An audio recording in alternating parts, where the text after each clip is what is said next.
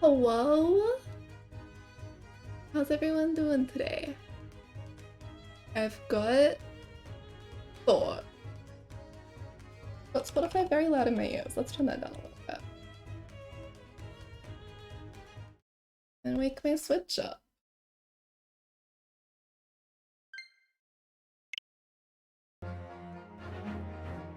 We've got stuff to get through today. Got a lot of stuff to get through today. I think I'm gonna start by playing one of the bonus contents, and then I have a lot to say about a lot of things, so we'll get into that.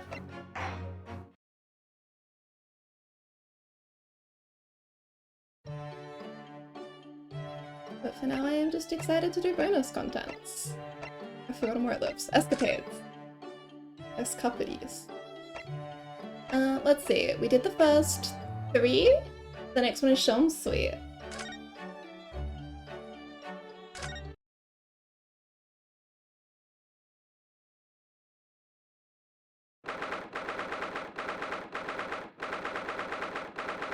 Ninth of March, 8:23 AM. Shom's Suite. Before Susato left! Beloved, I missed her! Good morning, Iris. Good morning, Mr. Shom's. Oh, morning, Susie. I'll get breakfast on the table for us all. Ah, Mr. Shom's. Morning. Come now, why the long face? Oh, sorry. Thing is, I just had a rather strange envelope posted under my door this morning. With some rather strange things inside. What strange things? Ooh, what was it, Bruno? Do I catch the scent of mystery in the air? Nothing so exciting, I'm afraid, Iris. It was just 5 orange pips. I can't imagine what it could possibly... What? Jenny! Hi! Yeah, we've got a fitting outfit today. I've got a lot of words to say about a lot of things after we get through this piece of bonus content. How you doing? You having a good night? Day? Day. Orange pips, Mr. Naruhodo. And 5 of them. What's the matter with you? That's a bit of an overreaction, isn't it? An overreaction? Mr. Naruhodo, you don't understand. It's a warning. A notice of imminent danger to your life. What? To my life? What's the meaning of all this, Mr. Shom's? My dear fellow, why do you make such an inquiry of me? For me, it's morning-ish, and yeah, all is good, thank you. I'm glad! That is so poggers. Because the name of the sender was written on the envelope, and it was yours. Oh! You're right, Bruno! It says, sent by a Shom's, envoy of hell. Yeah, that tracks. So, my little ploy has been exposed. Well, so be it. Cast your mind back, if you will, Mr. Naruhodo, to the time of our dining last night. Oh yes, Mr. Sato cooked Japanese food for us. Indeed. In particular, you may recall the final norimaki sushi roll that I was about to savor. That is, before you swooped in with your clacking chopsticks and filched it from under my nose. Oh, I assumed because you'd left it that you didn't want it. I'd left it, my dear fellow, because I had planned to enjoy it as my very last mouthful. Surely you must have noticed my intent by the subtle dilation of my right pupil. Perhaps a clearer sign would be helpful next time. Just an idea. In summary, the post you received earlier is a notice of impending revenge. You should be quaking in your boots. Really? I went straight out into the garden and planted them. I'm hopeful we may grow some exotic fruit. There's no point sending a notice of impending revenge if the person you sent it to doesn't know what it is. Ah yes, a man of food culture, Shom's. Beloved. I care him so much. Well, I knew, of course, because I've read this book. The Adventures of Sherlock Holmes. On sale now in all major London bookshops and receiving rave reviews. Oh yes, of course. It's finally been published, has it? I hear it's selling very well. Which book is this? It is! 12 short stories in one volume. I've earned a lifetime spending money already. And it has further bolstered my name. In fact, only the other day, a Bohemian king sought to engage my services. Really? That's extraordinary. Of course, the gentleman persisted with some pretense about being a fishmonger for the duration. But only a fool would presume to be able to deceive my eyes with such a charade. So how did you know that he was a king, then? Why, there is no mystery, my dear fellow. A distinct smell of fish accompanied the man's lowly apparel. And though he tried to hide it, the left side of his moustache quivered in a quite manifest manner. That book animation where she waved her arm like that was so cute.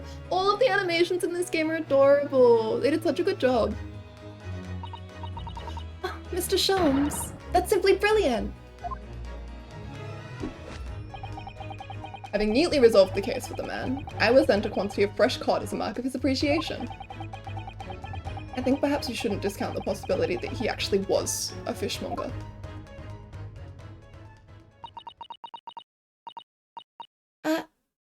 Is that? Can anyone else smell burning? Oh yes, you're right. And look, smoke! I think maybe... Fire! Fire! There's a fire, everyone! Really? A fire? We must all leave at once. Everyone out of the building. Is he going to fight the fire? No, wait, I have to go back to my room first. Are you deranged? If you're not asphyxiated by the smoke, the flames will burn you to death. But my Daruma doll, I can't let my Daruma burn, it means too much. Drat, sorry, but I'm going to make a dash for it upstairs. Oh, Bruno, you're so funny. This is no time for jokes, Iris. Go, quickly, get out of here. But there is no fire. Is there, Hurley? Huh? What a delight to see that ploy enacted in the flesh. I wouldn't have dared to dream I should be so lucky. Did I just get pranked? Pranked by Mr. Sholmes? Mr. Sato? Indeed it was a ploy. A devilment engineered by my puckish spirit. It was all a trick. But why? This is a simple experiment of the mind, Mr. Naruhodo. When his life is threatened, a fellow is compelled instinctively to protect that property to which he attaches most importance.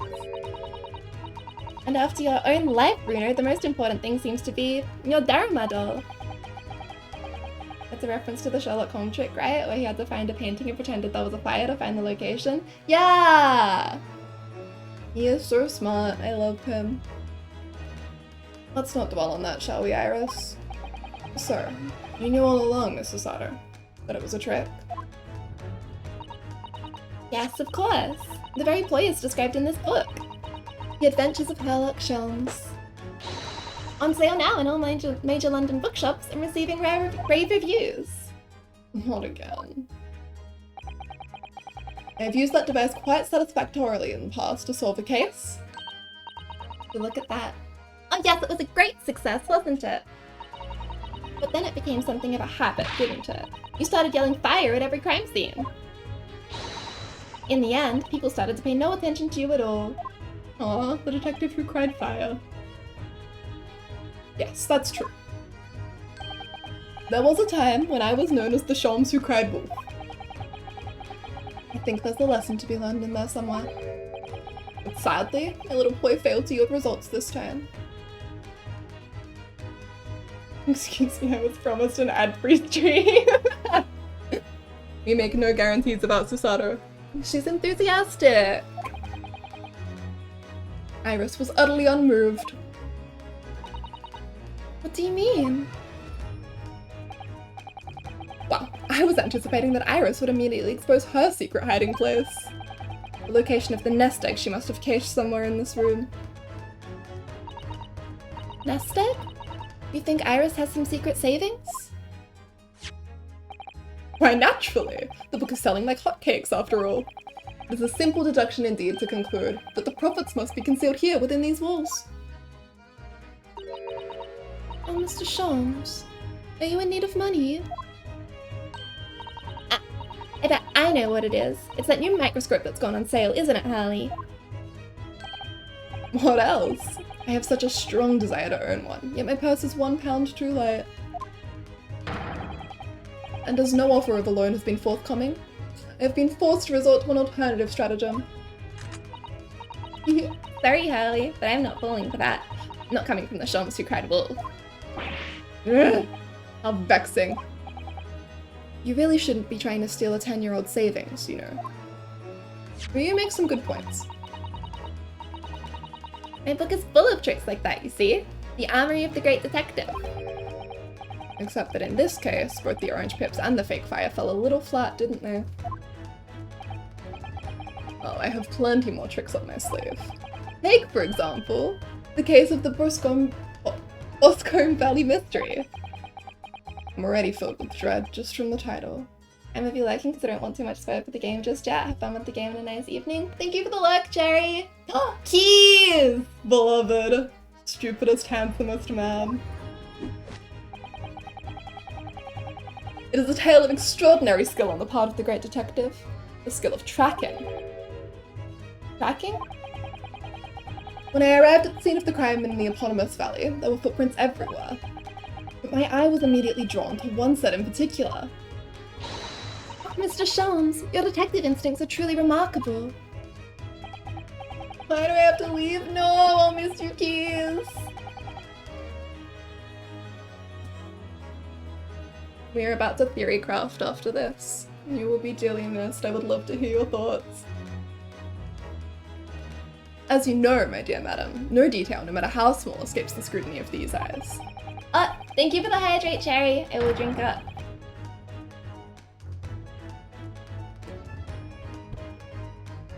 Wanted to say hi at least? Lovely chatting for a minute. Oh, I'm sitting normally. Plug. Have a nice day, Keys. Bye. So I tracked my quarry, following the trail of his footprints all the way to the man's place of residence. It led you directly to the culprit's house. What a triumph! You misunderstand. It led me directly to my own house, my dear fellow. Huh? The footprints were, in the final analysis, those made by my own shoes. Harley had left here for Boscombe Valley as soon as he received the telegram about the case, you see? And then he followed his own trail straight back here to Baker Street. Now, Iris, please. You make it sound almost humdrum, but I assure you it is no easy feat. Tracking of this nature is a skill possessed only by the great Sherlock Sholmes.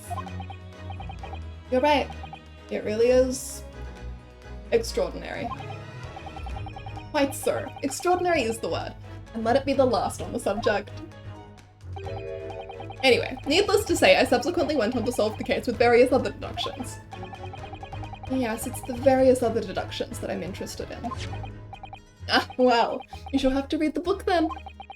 I'm sure Iris has penned it with her usual flourish. Oh, absolutely. I've put an ingenious spin on the great detective's exploit. It must have been very ingenious to make this man sound even remotely credible as a detective. Wait, does it smell like something's burning again? I've had enough devilment for one day, Mr. Sholmes. Put your puckish spirit to bed. I assure you, this has nothing to do with me or my spirit. What? Oh no, the smoke is getting thicker.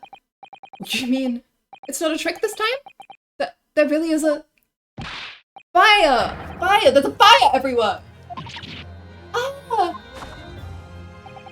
Mr. Sato, where are you going? Stand aside, Mr. Naruhodo. Easy, Mr. Sholmes. What are you... Mr. Sholmes? Why did he just chuck that bust of Napoleon on the floor? Look at that! And amongst all the broken porcelain... Queens. Sovereigns, in fact, with a whole pound each. Come, everyone. We must leave at once. Evacuate the building.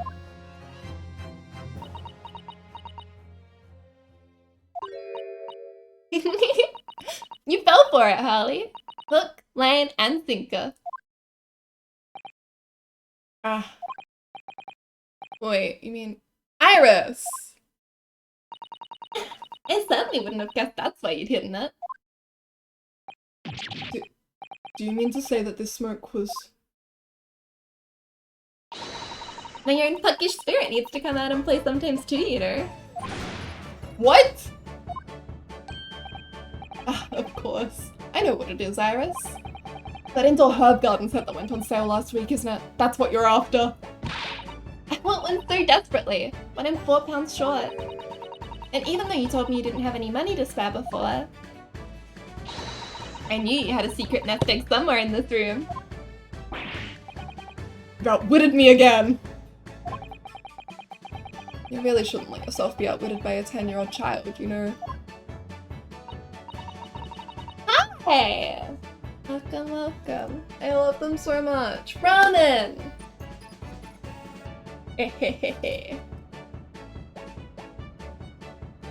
So thank you for the loan, Harley. But wait. What's the matter?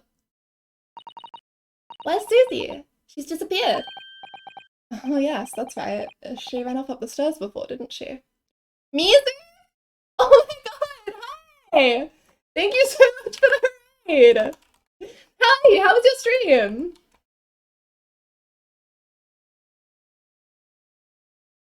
Welcome everybody! Hi! You gonna steal all my money and cookies? I'm afraid you might be sorely disappointed on both fronts. Oh, it's fun and finally finished commissions? Congratulations! That's awesome! Hang on, let me put us on a different screen quickly. What can I give us? I can give us a blank canvas and some music. Let me press play.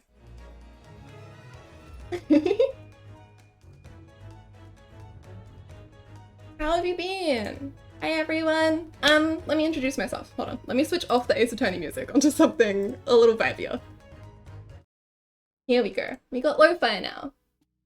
Hi, I'm Cotton. I draw Ace Attorney mostly. I play Ace Attorney mostly. Today we're playing the second Yakuten Saiban game, which is the second, or rather the prequel to Ace Attorney. What art can I show? I got some older art.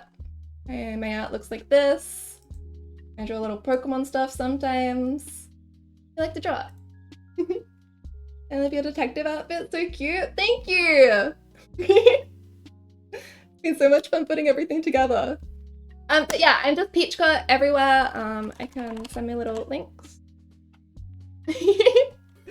But yeah, and for anyone who was with me a moment ago who does not know Mizu, Mizu was like the sweetest. Please go check her out. She's the absolute best. Thank you for following, Nathan.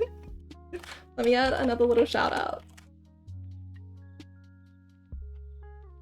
But yeah, it's so nice to see you guys. Welcome, welcome. What were you working on? You were working on commissions? Oh, and thank you for following, Ramen. Welcome. Was that the emote commissions you were doing before? How's stream? Stream is good. We've just started. We've been going for like 20 minutes. Thank you for following Lucifer as well. Welcome, guys. Commission finished them. I'm so proud of you. That must feel so good. It's always nice to be able to square stuff away. But yeah, right now we're just playing through a little bit of bonus content. Posture check. Yes, sir. I'm actually sitting properly right now.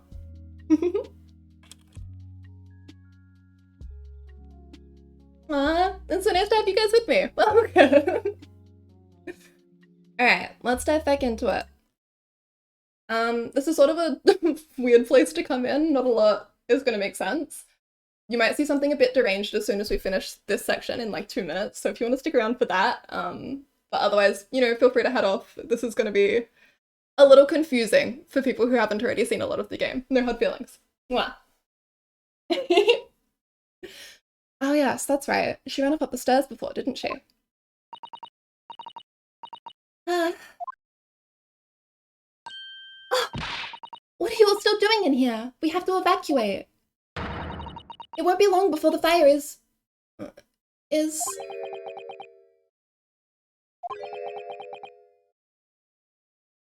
Herlock Sholmes, my gay awakening. I mean, right?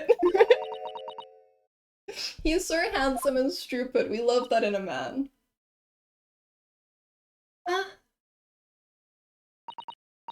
Sorry, Susie. Children will get up to mischief once in a while, you know. But it's all perfectly harmless. Harmless, maybe, but also devious.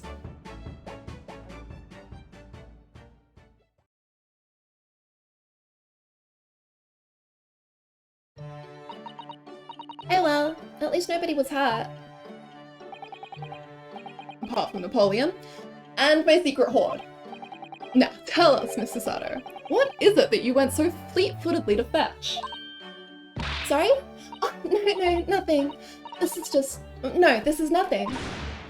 Susie, that's your notebook detailing all of Runo's trials, isn't it? Oh, it's bulging at the seams. A testament to the various people you've helped over the past months. Mr. Sato,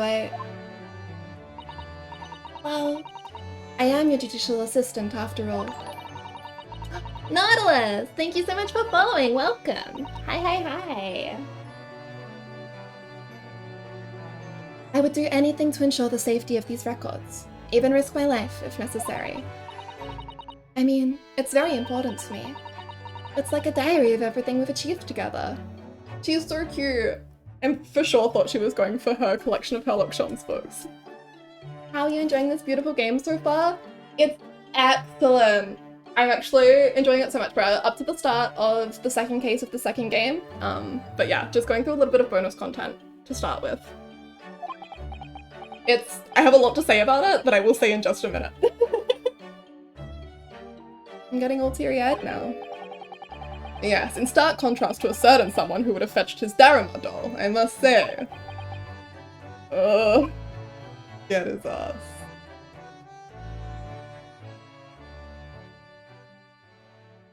I'm also at the same, just finished second case of second game. Love that! Okay, I've got some theories to talk about.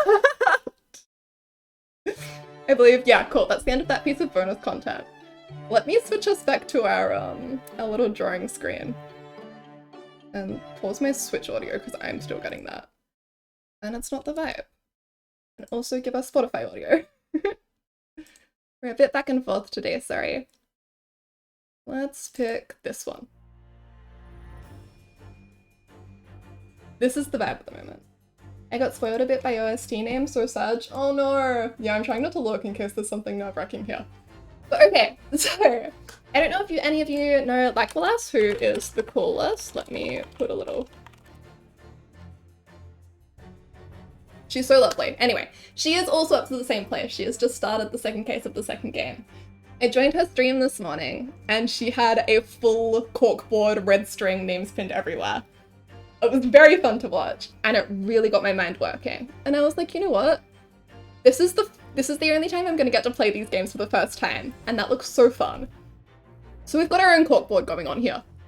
I have some questions. I have some things I want answered.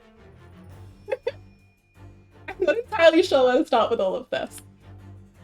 Let's go with my theory is that Herlock Sholmes is not anywhere near as dumb as he's letting on, right?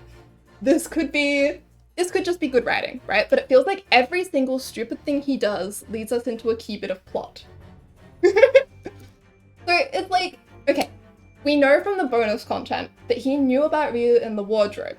He had seen that Ryu was, like, associated with Kazuma, that Kazuma knew that Ryu was around, but was not doing anything about it, that they were sharing food. He knows that Ryu and Kazuma are friends. And yet, he accuses Ryu of killing Kazuma. Why? That feels... At the time, it just felt like, Herlock's being dumb as hell. I don't think so. Everything he does is for a reason. I've got here that the viola was deliberate, and I mean it, because I think that... Okay, so he's like, oh no, I'm so dumb, haha, my violin. Instead of getting my violin, I got my viola, and now I can't play anymore. Which very conveniently, very, very conveniently leads us back to the pawnbroker on the exact day that the McGilded tickets are expiring. I think he knew the whole time, right? He's way smarter than he's letting on. He wouldn't be as respected by Gregson, by Scotland Yard, by everyone, if he was actually this dumb. Like, right? Thank you, Nautilus. He's doing dumb stuff on purpose. He's way, way smarter than he acts. It's all a charade. And we know that he can have serious moments because he's forbidden Iris from talking about the Hound of Baskervilles. I would very much like to know how Susato knows about that. I want to know if Herlock Sholmes knows that Wilson is dead. I want to know why Josiah Brett killed Wilson. It's got to be tied up in the secrets, right? Yes, the second case, the Saseki Natsumi case, right? He's forbidden them to talk about so much. Why? What does he know? What is this big secret that everyone's hiding? It has to be in the Hound of the Baskervilles. Like, it just has to be. So who knows about the Hound of the Baskervilles? Wilson wrote it, so Wilson knows about it. Iris wrote it, but Iris doesn't seem to know what the secret is. So it's got to be something a little bit hidden. It's got to be that the main clue is in the Hound of the Baskervilles, but not the whole thing itself. Another thing I feel that needs to touch on is Cousin's purpose of going to England. Yes! We will get there. We will fucking get there. I've got this whole thing on lock. I've connected the dots. Okay, so let's over to Van Zieks quickly. So I was talking to Tony Laquilas, and one of her theories is that he's being controlled by Strongheart. Not necessarily that Van Zieks himself is being manipulated, but that the curse is actually a product of Strongheart and it's to keep people in line, maybe? I don't know, I think that's really interesting. The big thing we know about Van Zieks is that he was betrayed. We know that he was betrayed by a Japanese person. For our purposes, there's only like 8 Japanese people in this world, right? And half of them are too young to be it. The ones that it could be are Natsume, the judge, or Mikotoba. It's pretty easy to work out that it's not going to be one of the first two. I think it could be Mikotoba, maybe. Because Mikotoba's friends with Wilson, he's the one who invited Wilson to Japan.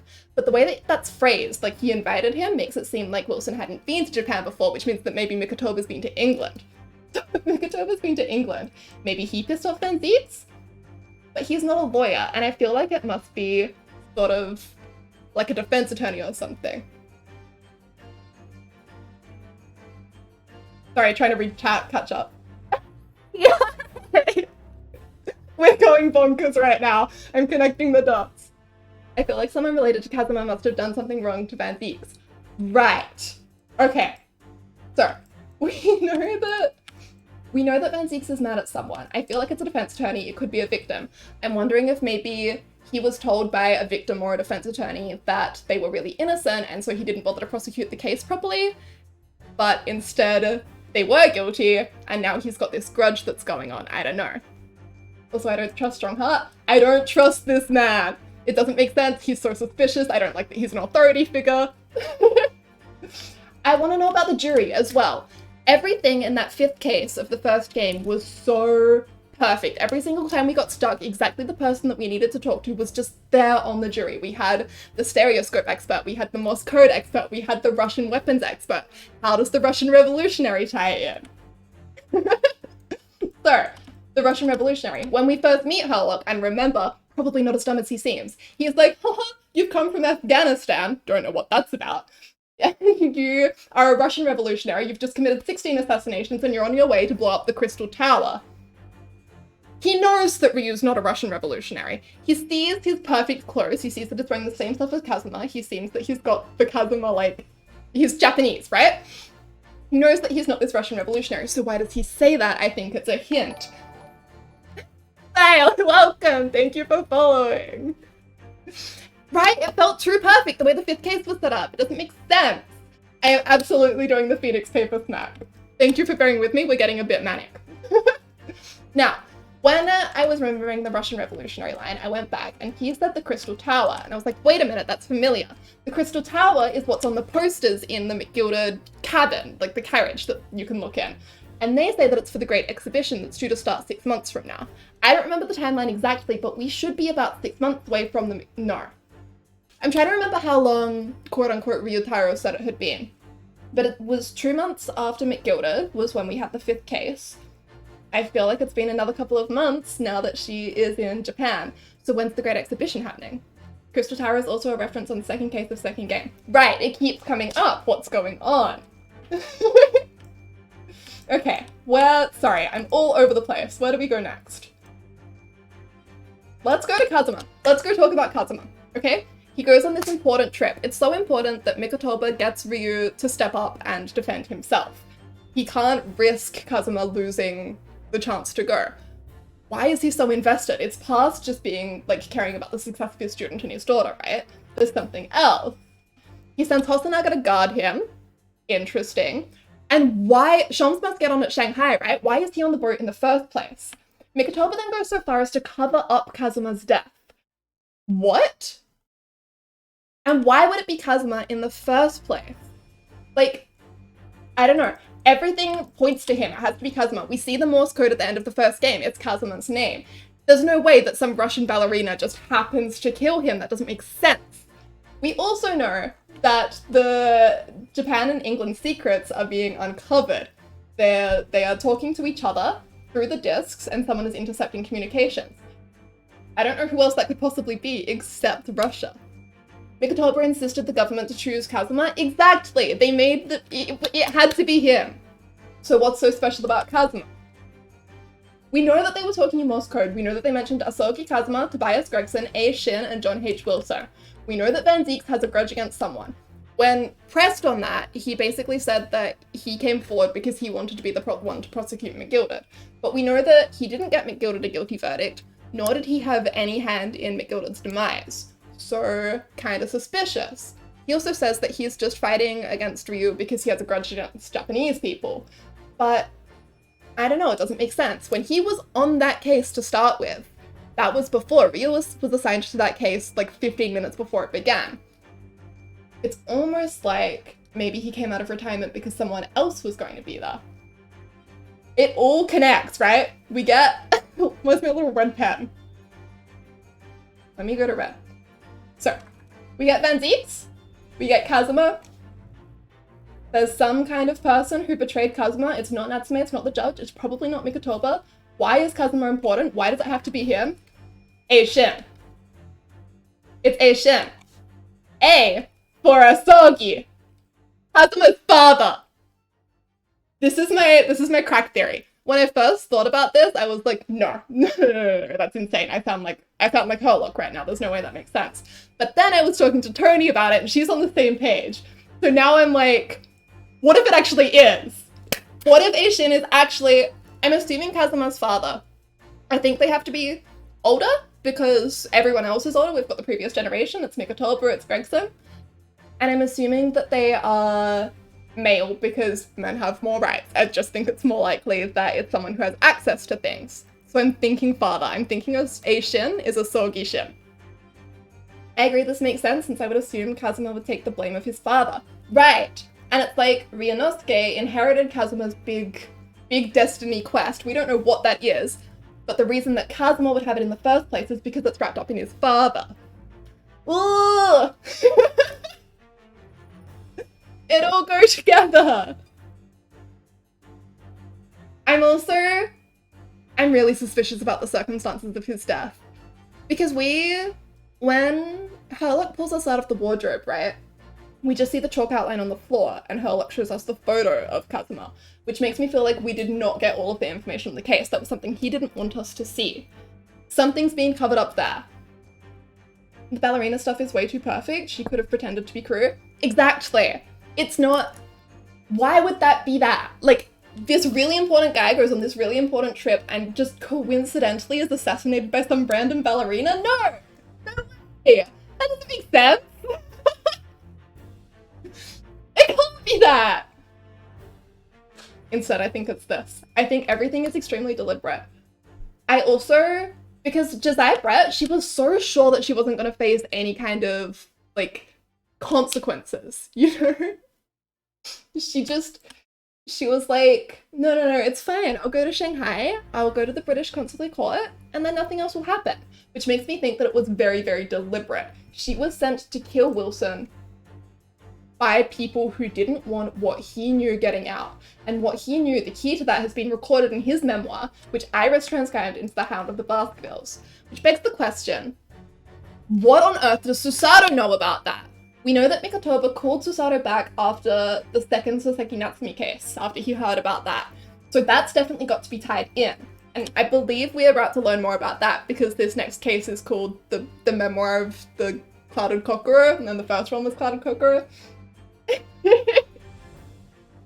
Left with a red string collage on this wall right now and I'm into it. I'm going so fast. That one is more of the laws and agreements in my opinion. What if the Baskervilles is about Van Zieks and Aishin? That's what I think, right? I think it's all one thing. Something happened between Aishin and Van Zieks and it was covered up, and that's probably why Van Zieks is so gung-ho about getting to the truth. You know, he doesn't want to let anything go. And we know that when Gregson went to present the discs, Van Zieks was like, you've got to show them. And Gregson was like, no, it's government secrets. And Van Zieks was like, I don't care. Strongheart's not here right now. So Strongheart, I think, is the king of this whole cover-up. How did we get upside down? Mikatoba is, like, included, engaged. It is all linked. Everything is interconnected. What is the Crystal Tower? Did Herlock mean anything when he mentioned Afghanistan? How are these names linked? Is this a hit list? Is Gregson in danger? If Shin is Kazuma's father, he's probably dead, which means that 3 or 4 people on this list are dead, and if someone comes for Gregson, I'm gonna cry. I think Strongheart is strong-arming Van Zieks to do stuff. I think so too. Or rather, I think Strongheart is pulling a lot of strings behind the scenes. I don't think Van Zieks agrees with him, right? Definitely if Van Zieks is working for Strongheart in a stronger sense than being a prosecutor, he is doing so against his will, but I have a sneaking suspicion that not only is it against his will, it's completely out of his control. If you're wrong about Gregson dying, he's so sweet. I hope I'm wrong too! But after they took Kazuma from us, I trust nothing. But yeah, I really, really, really don't want Gregson to die, and he knows a lot. And so far, everyone who knows a lot is being picked off one at a time. I also think that maybe Mikatoba is in danger. But that comes back to Herlock Sholmes, right? That's why he's so intense about keeping everything secret, I guess. Not only is he forbidding people to talk about the Hand of the Baskervilles in the second Saseki Natsume case, he is also, like, everything he does, I believe, is very deliberate to lead Ryu in the right direction without giving Ryu any extra information that might endanger Ryu. Why would Aishin be written as Aishin, but Kazuma not be written as Kazuma on the disc, though? That's my main stopping point, actually. That's where I go, maybe this is even more of a crack theory than I think it is. However, we do know that they were very much encoded, and we know that they were written in Japanese Morse code. I can't remember if it went Asogi Kazuma or Kazuma Asogi on the disc, but, like, it was all using the characters, and I presume that the people who would receive this would receive it knowing who Aishin is and being able to infer it, and I think Aishin is the key to all of this. Hey Asogi on the disc, yeah, so it should be like S Asogi. I just think it's a matter of keeping it secret for people like us, you know, like the government. I need to discuss this and they need to mention these people, but they need to make sure that the list of people only makes sense to people who already are in the know. And if they say shit like S Asogi, we can all work it out. Keeping secrets to us, the crack theory crafter, but also to whoever intercepts the discs, like the Russians.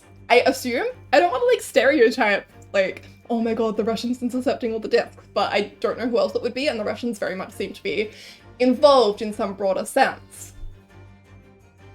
Whatever it is, I think Sholmes is at the center of it. I think he knows exactly what's going on and he's not saying a damn thing. Probably for our safety. Please send this to Tony's server. I want to like inspect this with a magnifying glass. Yeah, of course. Let me just put this on it too.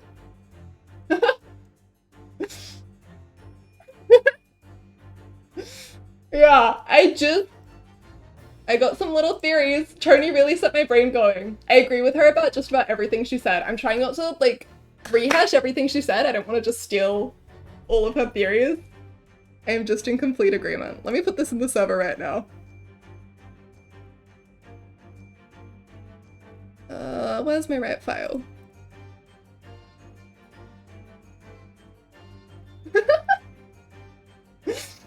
Anyway, only way to find out is to play it, right? I don't have a conclusion. unfortunately. I would love to be like, and this all means this. I've got nothing. I've got a lot of little hints and nothing that comes together to make any kind of sense. The Beltish thingy with a B on it, B for Baskervilles. Isn't that something? Isn't everything something? Alright, let me wake my Switch back up. And we can start the second case.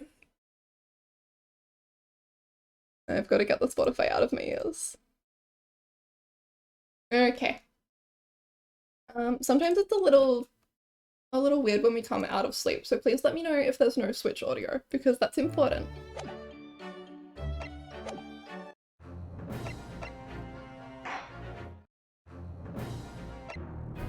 Audio is okay? Yay! Thank you. No, not escapades. Please let me at the...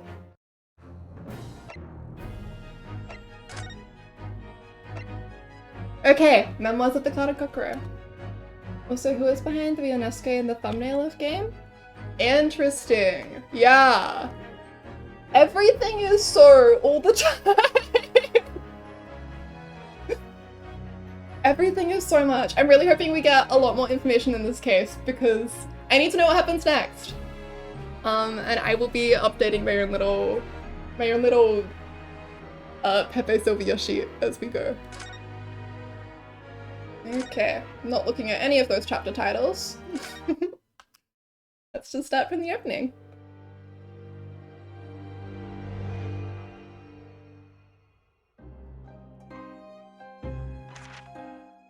It was a ghastly tale of a winter's night.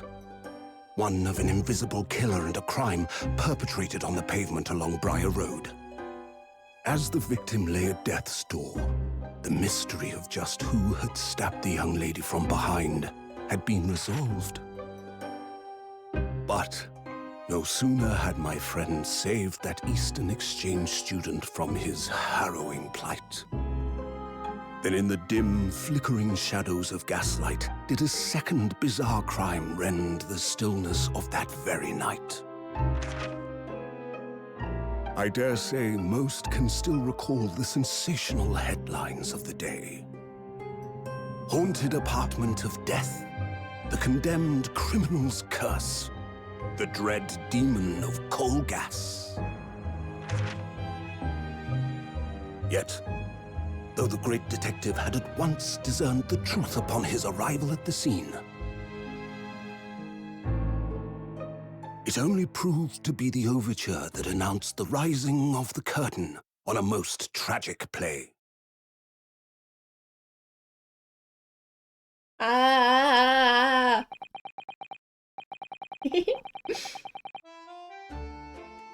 By the way, don't advertise looking too close at DGS's art because it gets spoilery. Yeah, I've been told that the gallery is safe, but I haven't opened it just to be on the safe side. I'm too scared to look anywhere. I've done really quite well at avoiding spoilers, so I'm trying not to see anything. Alright, okay. And welcome to everyone new again. I do my best to do all of the little voices, but I have approximately 0 voice acting experience, so thank you for bearing with me. I'm grateful for everyone's patience. Alright. My name is Ryunosuke Naruhodo. I'm a fledgling lawyer, just starting out on my journey. 6 months ago, I arrived as a visiting student of law, having made the long voyage across the sea from the Empire of Japan to here, London, England. And on the way, in quite extraordinary circumstances, I made the acquaintance of a world-famous detective. I'm gonna have to leave now, sadly, so I'm gonna go. Hi, Cherry! Thank you so much for dropping by! Always lovely to get to chat with you. Currently, I reside in the attic of the detective's own lodgings, from where I run my legal consultancy of sorts. I've successfully defended a number of clients in Britain's highest court, the Old Bailey. But since a particularly grueling and unforgettable legal battle 4 months ago now, I haven't returned to the courtroom. In truth, I lost my right to return. That epic trial was just one small part of an epic tale, a tale which was now about to awaken from slumber. Thanks to a letter that arrived this morning from my homeland. This is Susato's letter then? The one she sent at the end of the last trial? Hungry. What a delicious smell wafting up from the stairs. It must be nearly time for breakfast. I'd better go down to Mr. Shom's suite and say good morning to the great detective and his flatmate.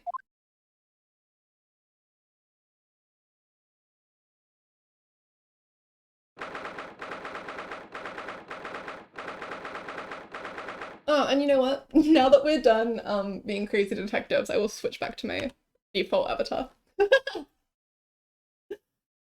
Alright. 30th of August, 7:28 AM. Shom's suite. Reno, good! I was just about to call up to you. The bacon's ready. Good morning, Iris. It smells delicious as usual. Before we eat, though, I have some news. I had a surprise this morning. Shh! Not another word, Mr. Naruhodo. This could be just the abstruse thing for my pre-breakfast stagnation-repelling mental stimulation, my dear fellow. Morning to you too, Mr. Shoms. Ah, yes. I see. So that's it. The truth is as clear to me as day. My faculties of observation have revealed it again.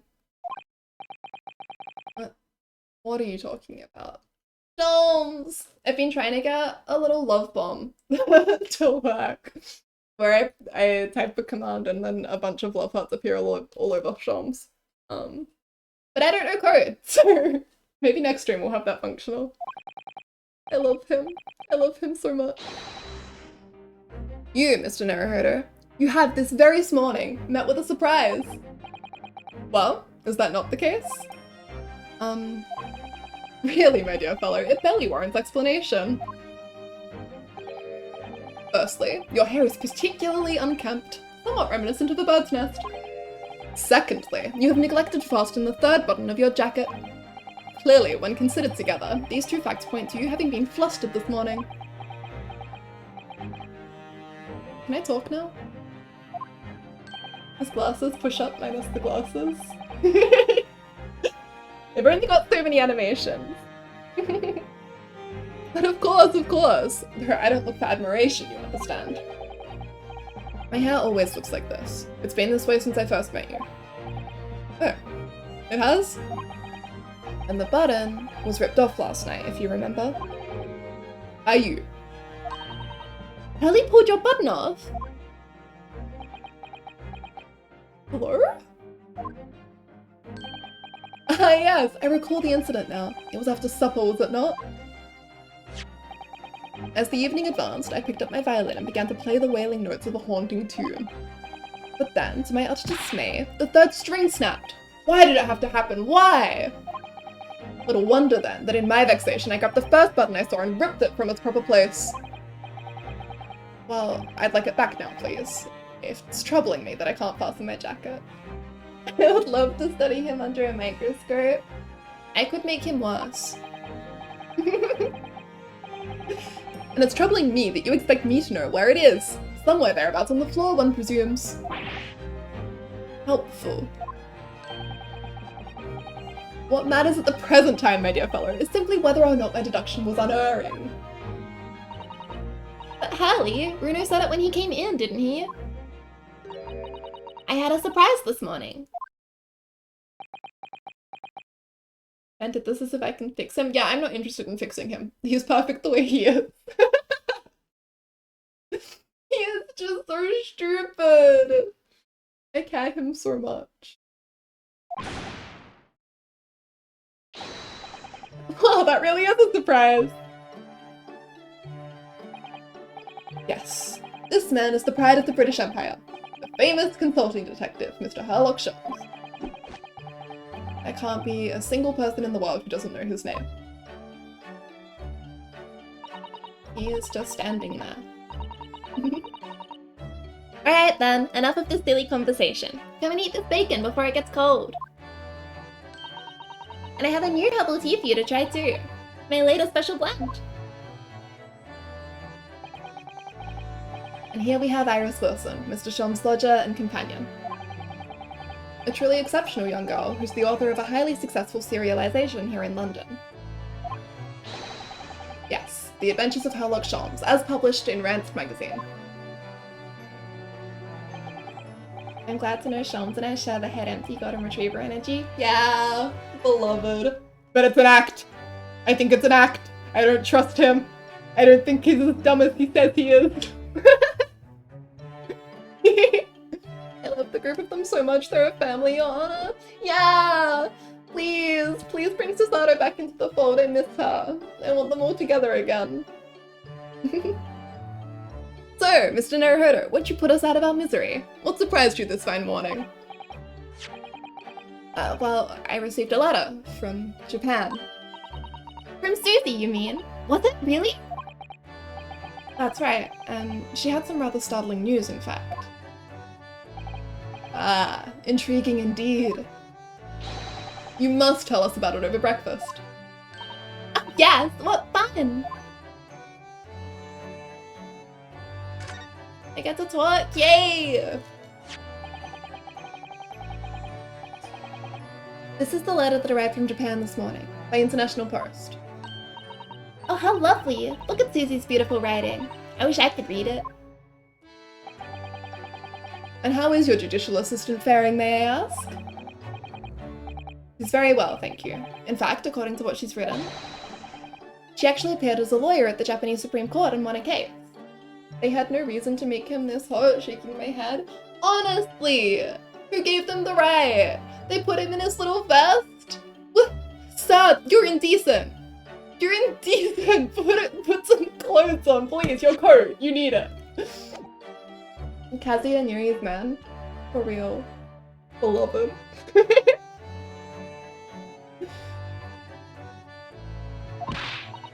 Really? Oh, isn't she wonderful? A cut above your good self, my dear fellow. I've won cases too, you know. I thirsted over him so bad I bought both DGS art books for him, no cap. Love that for you. Now I'm gonna have to look at the DGS art book. He is just so... Apparently, Mr. Natsume appeared in the trial as a witness. Natsume. No, I don't recall that name. Don't look too closely at the covers. Duly noted, thank you. Of course you do. We helped the man. Twice. You know, in those 2 cases that took place on Briar Road 6 months ago. Ah, the moustache twitchy man with the somewhat feline eyes and the moustache.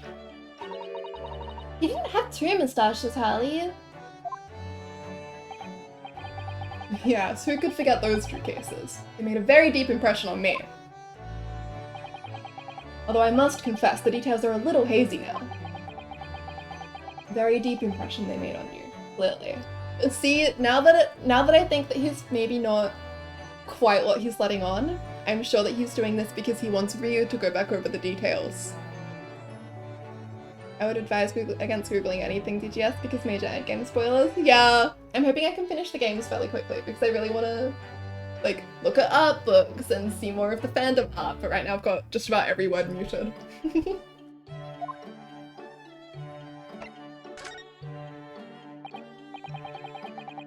It felt like Sholmes was breaking the 4th wall.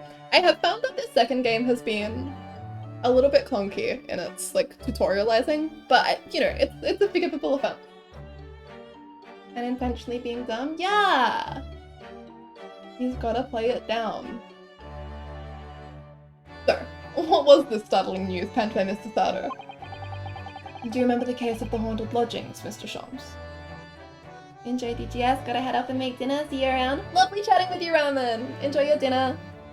I hope it's not cannibalism if you have ramen. Have a really nice night! Ah yes, it's very interesting, you know. I don't feel entirely uncertain that a case of that nature did not occur. He's totally forgotten them. Anyway, in her letter, Mrs. Sato asked that we read over her case notes again and investigate further. Welcome, welcome! In the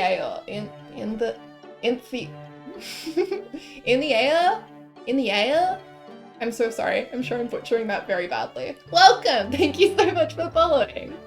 Lovely to have you with us. You're not? Pug! Mr. Sato asked that we read over her case notes again and investigate further. Can answer however you like. Yes, sir. It took place half a year ago. For what purpose? Because of something that Mr. Natsume said to her, apparently. He suggested that the real reason why she was called back to Japan so suddenly might have something to do with that case of the haunted lodgings. Oh? On Mr. Natsume's return to Japan, Mr. Sato's father questioned him about the case, she says. And something Mr. Natsume said appeared to trouble Professor Mikotoba, prompting him to send that telegram. That case, yes! It was very strange, wasn't it? Yes. And I had compiled the whole story into a nice, neat manuscript ready for publication, too. But then Hurley here was all funny about it, remember? He was very mean. Interesting. That story must not be published, you said. Very mysteriously as well. Really? I said that. Are you sure? I'll talk about the thing Mikotoba was suspecting after this case. Okay. Yeah, okay. So that confirms that not only did he forbid Susato and Ryu from speaking of it, he really, really doesn't want this to be public knowledge. So what's contained within the cave? Really? I said that. You sure? Do you perhaps know something about it as well, Mr. Shams? About why Miss Susato was suddenly told 4 months ago that she had to return to Japan. 4 months ago! Okay. So, she's been gone for 4 months. The McGilded, the 5th case of the game happened 2 months after the McGilded case. That makes 6 months. That means that the Great Exhibition is on now. So we should be able to find out what's going on with the Crystal Tower. Mr. Shams share with the class? He will not. That would likely put us in great danger, I think. People who know things are dying. I don't want to be someone who knows things, except I desperately want to be someone who knows things.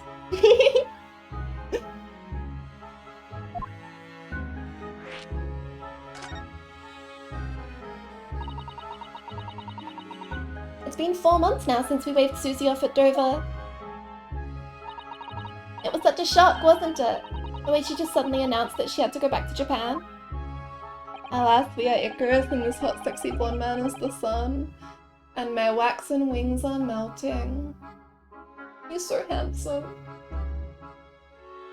Indeed it was. Due to a telegram she received from her homeland, I believe. That's right, telling her to return urgently. Because Mikotoba just lied about being sick? Mikotoba lies a lot. He lied about being sick, he lied about Kazuma's death. What the hell was up with that? Why would he hide that Kazuma is dead? Why didn't we get to look at Kazuma's body? It would have been traumatic for Ryu. That's one reason why Chomps may have hidden it, but there's something here. Yes, because her father had passed away. No. It just said he was suffering from a high fever, the cause of which was unknown. He's not dead! But according to this letter, that news about her father's fever was just a ruse. A ruse? So Susie said he lied to her so that she'd make the voyage back home? Why would he do that? Well, I have to admit, I have absolutely no idea. But she believes it's almost certainly related to the case of the haunted lodgings.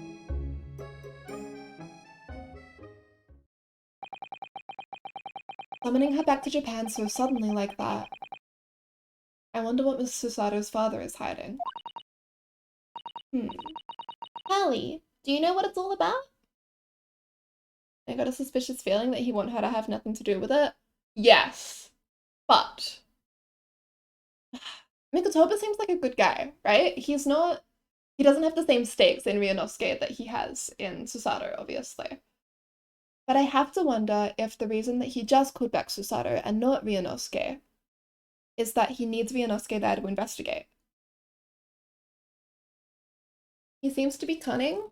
He does seem to be cunning. I think he's manipulative, but I also think that at the very least he believes he's working for the greater good.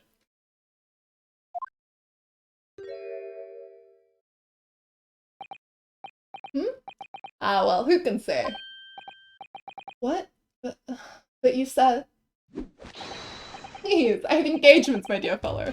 My calendar is quite surprisingly full today. And a stringent analysis of the matter would be excessive, I feel, even if I were quite at leisure. Sir, man the fort in my absence, won't you, Iris? I will, Hallie, don't worry. See you later.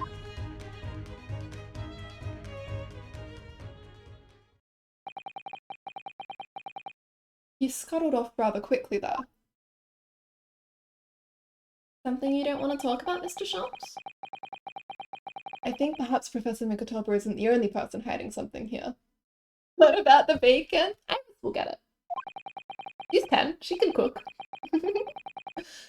Saseki's-san was involved in 2 cases, but only one of them was forbidden from being published. By, of all people, Mr. Shams. Aha! I found them at last.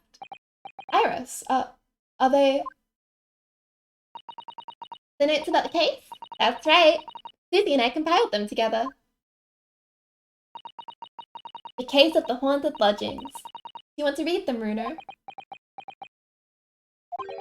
Absolutely. Thank you, Iris. I have no idea what secrets could still be hiding in the shadows of this case, but perhaps if I read over the notes again, something might come to light. That's the spirit.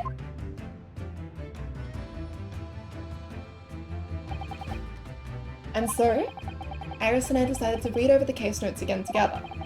Everything from what happened to our investigation and that fierce battle in court that followed. Reliving every detail. I just need to find a clue, and I have all the time in the world. Because of course, I'm no longer allowed to practice law in the courts of Great Britain. Huh? What? He said something earlier about how he's been disgraced. I didn't think this was like a full disbarment? I guess. The 5th case. Still, that's so... Because he exposed government secrets in court? Or because of McGilded? Probably the government secrets, right? It is mentioned in the game back then? Yeah. I believe you. It was 6 months ago. A mysterious incident that unfolded on the wintry streets of London. A young woman was found lying on the snowy pavement of Briar Road with a knife in her back. Fortunately, her life was spared, but she was unconscious for several days following the incident. It's about McGilded and the girl, and Gina, yeah. The fog was thick, and nobody saw her attacker, but by a cruel twist of fate, a visiting Japanese student was walking behind her at the time, and was duly arrested. That man was Saseki-san, and the man who effected his arrest was Mr. Shams.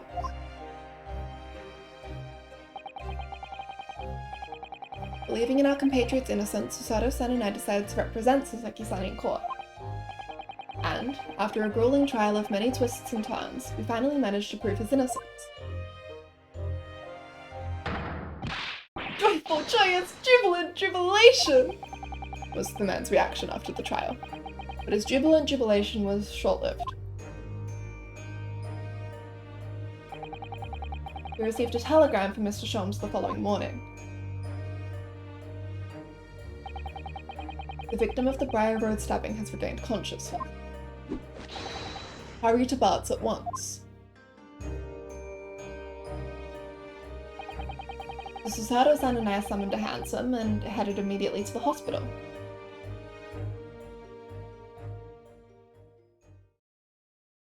Interesting. So he was immediately pushed back into the next case. 21st February, 5:30 AM. St. Bartholomew's Hospital, Recovery Ward. Here you are at last! Good morning, Mr. Shams. I think not. Oh, You're late! What on earth took you so long? your telegram only arrived at 5 o'clock, Mr. Shams, and it's a 20-minute ride to the hospital. That's right, and it's 5:30 now. I think we made very good time. The time is utterly irrelevant. The fact is, I've been waiting for what has felt like an eternity. I love him. Sulky bastard man. In point of fact, I myself was woken at 4 this morning by a telegram boy. And feeling it was somewhat unjust that I alone had been roused at such an hour, I sent one to you. Well, thanks for that.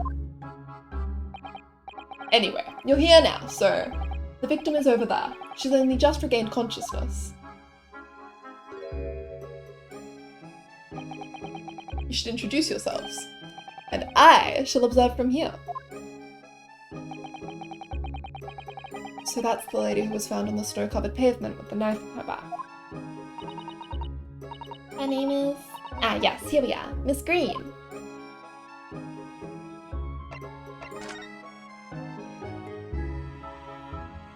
Interesting. I guess let's talk to her straight away and then we can have a look around. Good morning. Is that her rat?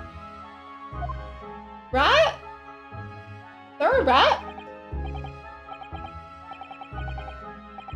Hello. I'm Ryunosuke Naruhodo from the Empire of Japan. Oh no, was it your knife that... Are you the man who... No, I'm a lawyer. And I'm Susato Mikotoba. Pleased to meet you. Oh no, was it your knife then? Are you the one? No. I assure you, I'm Mr. Naruhodo's judicial assistant. We heard that you'd regained consciousness and wanted to come give you our best wishes. Yes, I'm a lawyer, totally unrelated to the knife question. Yeah! Was that not your knife? I'm a lawyer. Great, all problems answered. Dia's very quick to blame. She was stabbed. To be fair, she was walking down the street and got stabbed. Law people cannot legally own a sharp object. Correct. Best wishes? For me? Thank you. I'm Olive. Olive Green. I'm an artist. Well, no, that's not right, is it? What I mean is, I'm trying to be an artist. Oh, there is a red in frame behind my little portrait. Let's, da-da-da. Mousy, beloved. You know what, maybe I put myself back over here. And then I move chat up.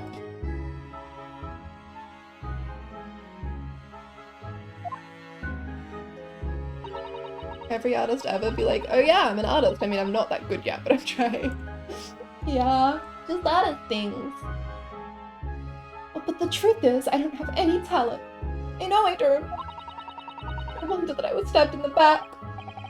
I don't think that's related, actually. Gosh, this young woman seems to bend over backwards to put herself down. Seeing as we're here, we should ask her about what happened from her perspective, I suppose. Suddenly be struck in the back by a blade as you were walking along the pavement. What a terrible experience you had, Miss Green. It was so cold that day, and the fog was so thick I couldn't see a thing. That was 4 days ago now, I think. Is that right? Yes, that's right. I'm afraid you've been comatose all that time. But the case has been solved, hasn't it? While I've been here in hospital, I mean. Indeed it has, my dear madam. Spectacularly, by none other than I, Sherlock Sholmes. Mr. Sholmes, as you well know, it was Mr. Naruhodo's hard-working court that solved the case. Are you yet to hear what happened, Miss Green? Yes, I'm afraid so. A gentleman from the police force is supposed to be coming to fill me in shortly. Gregson? Gregson? Please? Ah, I see. Me coming round seems to have made everyone frantically busy. I'm so sorry. I should never have regained consciousness. It was selfish of me. Oh no, we're all so relieved that you're on the mend, Miss Green. Really we are. With that kind of attitude, maybe her surname should be Blue, not Green.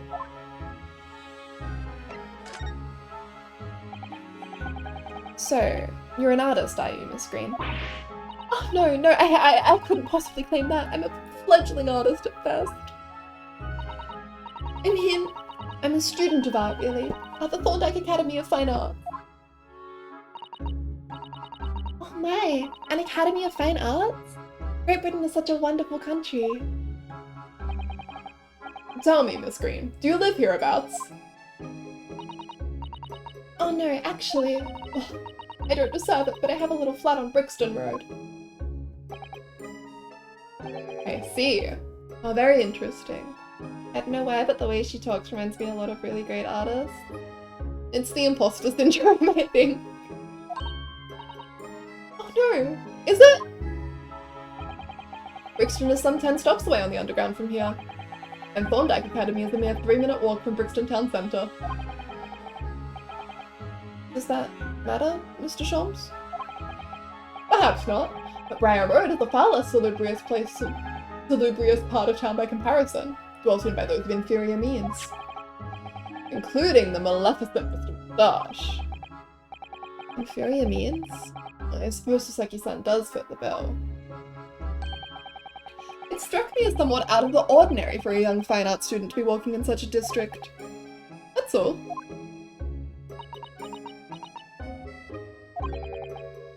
What's this? She suddenly clammed up. Mr. Sholmes, you should be ashamed of yourself prying into a young maiden's private affairs. Very sus. Oh dear me, do forgive me. If you don't mind. I'm being discharged shortly, so I need to pack up my things. Oh, yes, of course, we won't keep you. Thank you so much, Miss Green. Let me have a little look around. Let's look at this mouse. Mr. Naruhodo, an enormous mouse. Vermin in a hospital? That doesn't seem the best. But it looks like a very healthy specimen, doesn't it? It's very plump. I'm not sure we can say that's down to the excellence of this facility, if that's what you were thinking. Mouse, mouse, mouse, mouse. Okay, there's more stuff to the right, but let's start on the left. Nothing behind me. Look, there's a photograph in this frame here. Plump brat, plump brat, plump brat. Oh yes, it's a picture of a young gentleman. It looks to be about the same age as Miss Green, I would say. Perhaps the young woman's special someone, do you think? My, Mr. Naruhodo. I didn't know you had a sense for matters of the heart. Not in the least. I sincerely said the first thing I thought of. Is there a Mr. Narrowfodder here? Mr. Narrowfodder! Narrowfodder now? Well, if you're looking for Naruhodo, the lawyer, that's me, but... Ah, Mr. Narrowfodder, good. This is for you. It's a message from a Mr. Saucy Nutsmeg. Mr. Natsume? Send a message to me? But why would a policeman be delivering a message from Mr. Natsume? Exactly. What's going on? What's a Scotland Yard constable doing playing delivery boy at this time in the morning? What are you waiting for? Let me see that! Oh.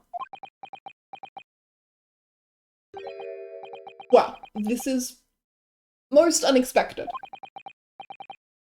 Is something wrong, Mr. Sholmes?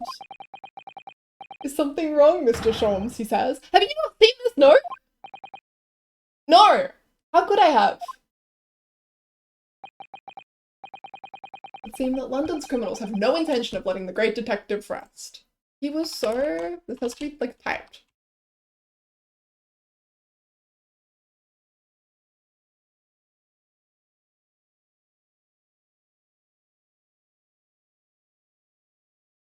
Is something wrong, Mr. Sholmes?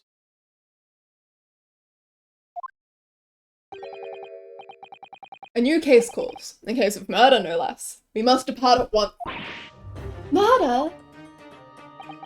Call a cab. Time is of the essence. But the trouble is, we've yet to read Mr. Natsume's note. I was thinking we ought to pay him a visit in his lodgings once we did. That will be entirely convenient. Convenient? What do you mean? It's all here in the note, my dear fellows. The murder we must investigate took place at Mr. Moustache's lodgings. Wait, What? I'll hail up the acre at once.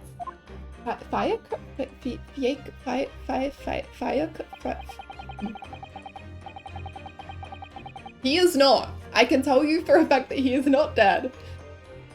He may be accused of murder, though. It was only yesterday that Sasaki-san was in court and we were dispelling doubts about his innocence. And now, the very next day... Strawberry! Hi! Welcome, welcome, how are you? We are doing the second Sasaki Natsume case. This poor man has Larry Bud syndrome? For real. He may very well be the unluckiest man alive. Well, so it seemed to us at the time, but we were soon to discover it was worse than we thought. Doing good, Pug? I'm glad.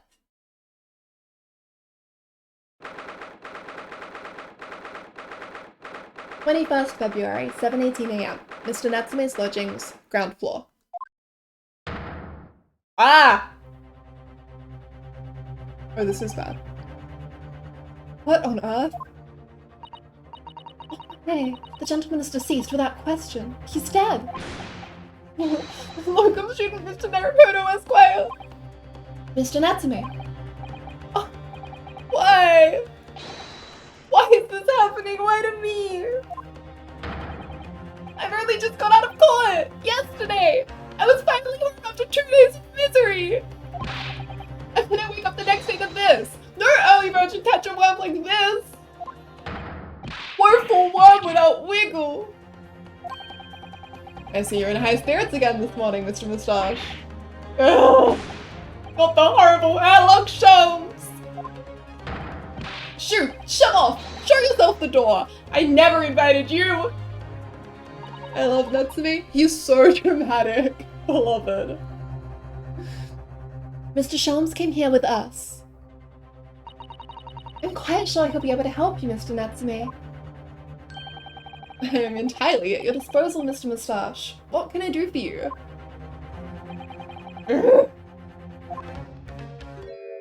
Gregson!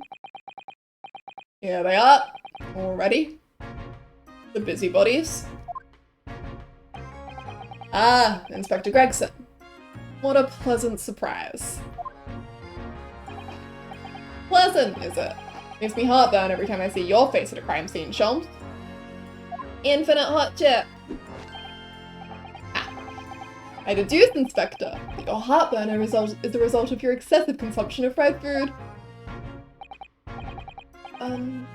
Good morning, Inspector. This is a crime scene. Don't you go touching anything. Oh, good morning to you too, Sunshine. Okay. Don't we just have an awful lot going on here? Now, we're not allowed to touch, which makes me think that Gregson is going to yell at us if we try. So let's try talking to him first. So, Inspector, what was the victim's name? Who was he? Huh? Huh? Mr. William Shamspeare. He was a lodger here. As you can probably tell, he was an actor. Bit of a dead loss if that happens, or just dead. Mr. Shamspeare. It was the landlord, old Mr. Garadab, and the other lodger, Mr. Natsume, who found him. He was a sham all along. The fella didn't rise at his usual hour, so Garadab got worried and kicked the door down. But doesn't Mr. Garadab have a bad leg? Ah yeah, you're right there. It was that jittery Japanese hunchback over there who actually did the kicking. Really? Soseki-san. The victim was pretty hard up, it seems. He even done some time inside for petty crimes. He had no money, no place to go, and no friends. His only acquaintances were the people in this house. Miserable life, and a miserable end to it. So, what exactly is Mr. Natsume still doing here? He's not involved in the investigation, so shouldn't you have sent him away from the crime scene? Well, not saying it's because the fella looks odd or anything, or that he acts suspicious, but I thought it would be prudent to take a statement from the culprit, cohabiter. You nearly said culprit there, didn't you? Oh dear. Mr. Natsume appears to be under suspicion again. Certainly seems that way. Has just come across as such an odd fellow, doesn't he? Oh man, how unfortunate. Wink indeed. Anyway, I can't say much until the coroner gets here. But I don't think the fella's been a goner that long. Body's still warm. Even if the inspector would allow it, I don't think I could bring myself to touch a dead body.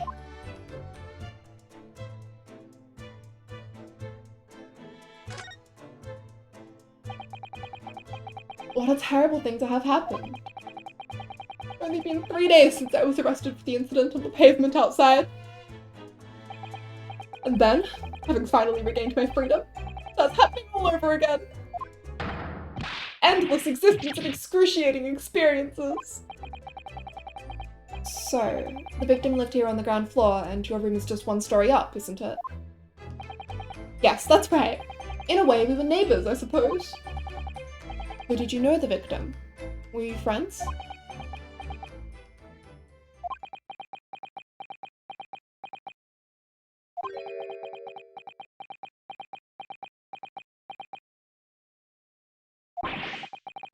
What's the matter with Soseki-san now? It was an innocent enough question, wasn't it? Why does he seem so shaken by it? Well, I suppose he wasn't a complete stranger. Did he ever invite me to his room? Never!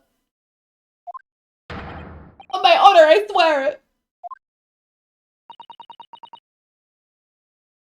What an extreme reaction.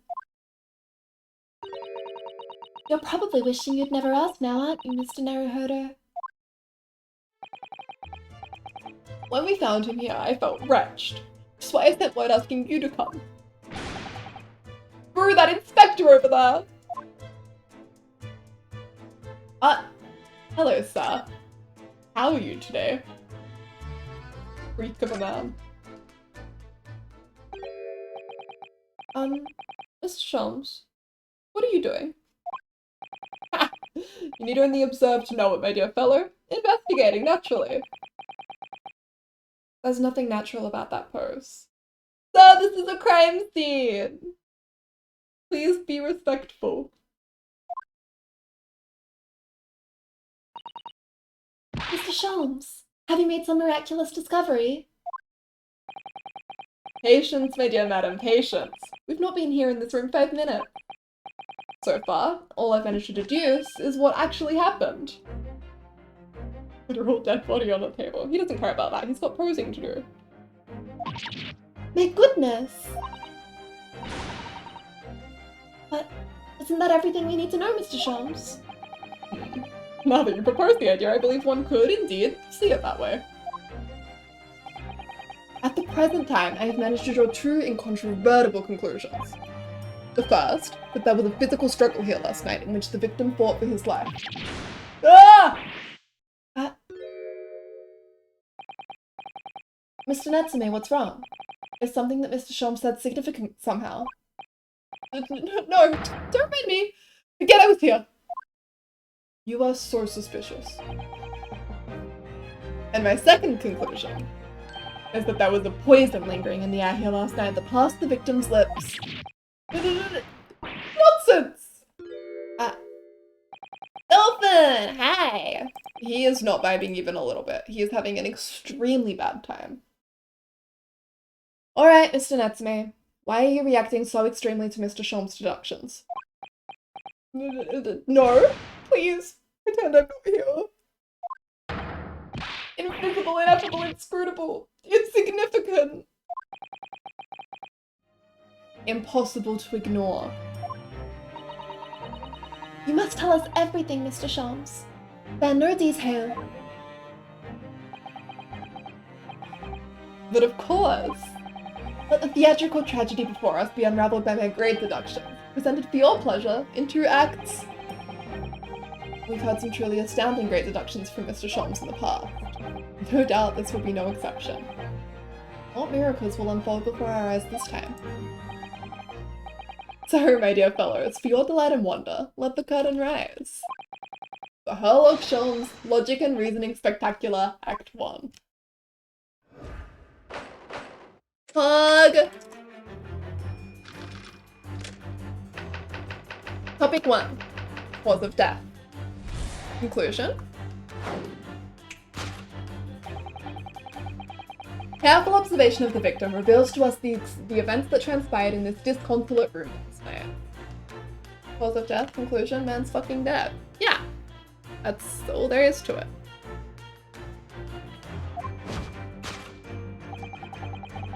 Foam at the mouth of the deceased clearly indicates the use of poison. Next to the victim, we notice a large dining plate which contains, you will observe, 1/2 of a sizable bar of soap. Meaningful? Indubitably. Why is this soap set so purposefully upon the dish? Like the victim's last supper, in fact. Yes. Could it be that the man was about to eat it? Of course, the fork reveals the answer. It appears that the young man's appetite was his undoing. Taking up arms in the form of his cutlery, the victim engaged in a deadly battle for his life.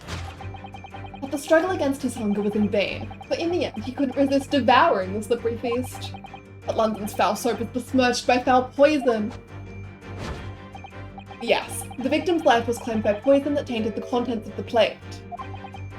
The soap, and the lather about the young man's mouth, are too perfectly matched to ignore. The cause of death was clearly intoxication due to excessive ingestion. The cause of death was clearly intoxication due to excessive ingestion of foul soap. Though personally, I have a greater interest in the taste of foul candle wax, of course. Conclusion: poisoning from soap ingestion.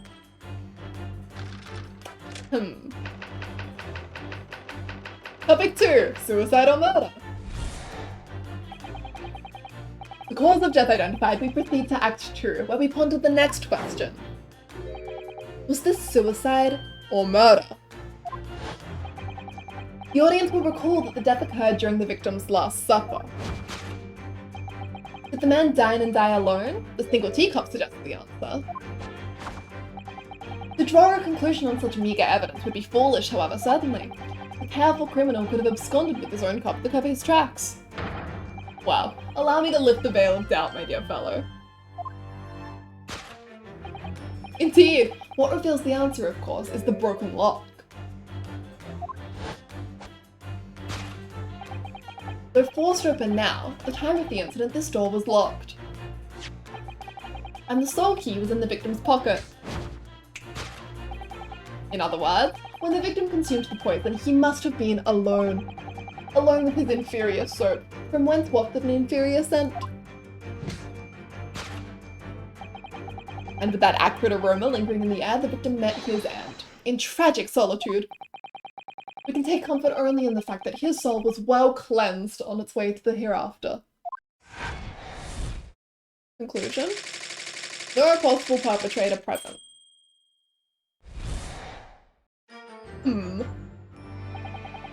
Thus concludes the final act of Sherlock Holmes' Great Deduction. He's so cute and stupid. I love him.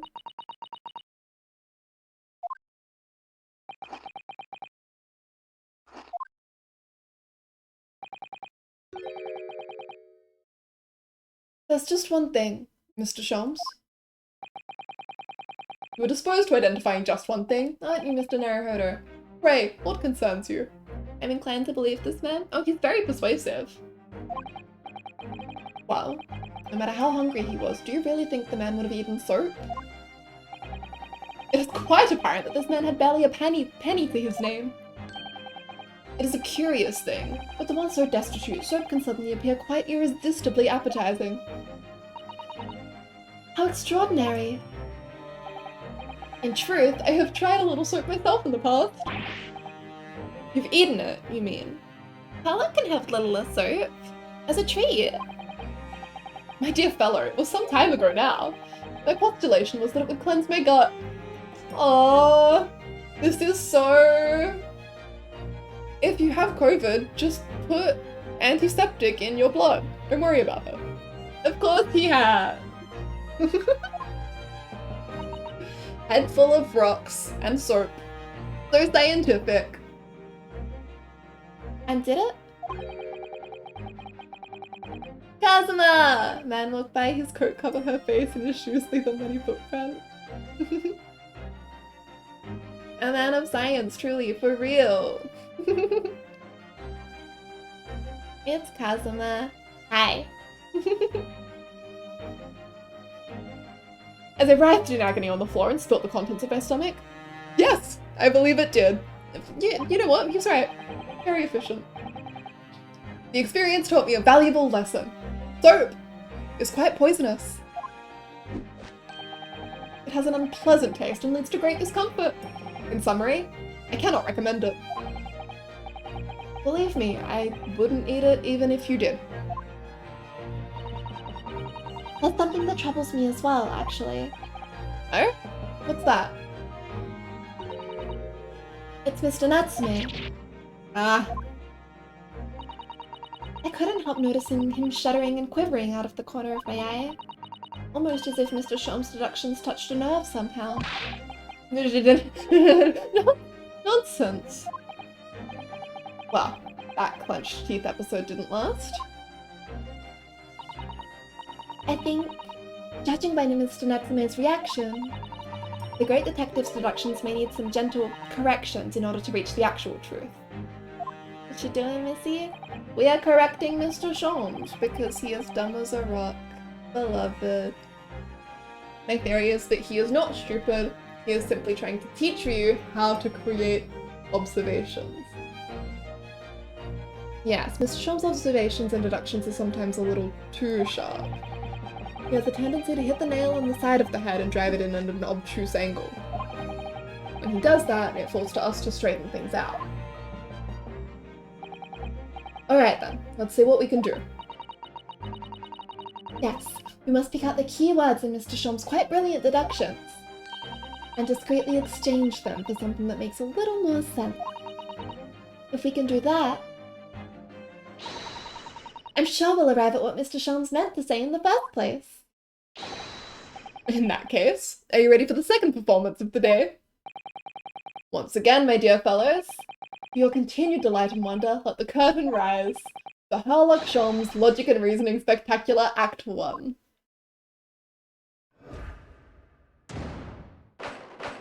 Course correction. Hold it, Mr. Holmes.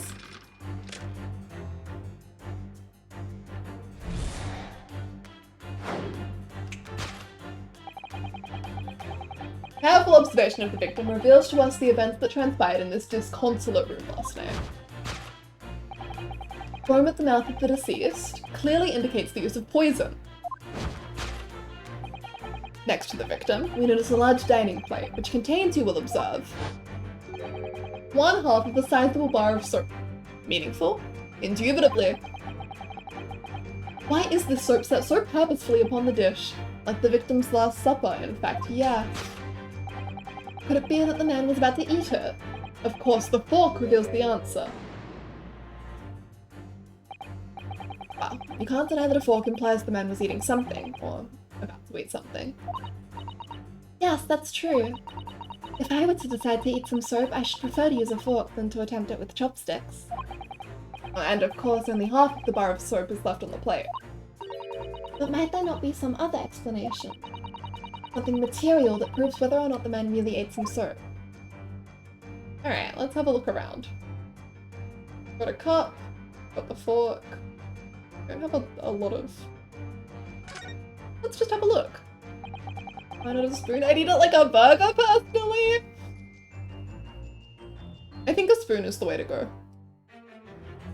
Is this some kind of soap opera? I'm a fan.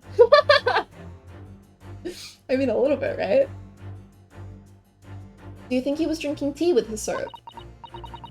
The cup's empty, so there's no way of knowing. How about this for an idea? Perhaps the cup was full of water, and he was dissolving soap in it so he could gulp as much down as possible? Please remember that he may not actually have been the soap lover that he's been made out to be. Okay. Not a lot that I'm allowed to look at here.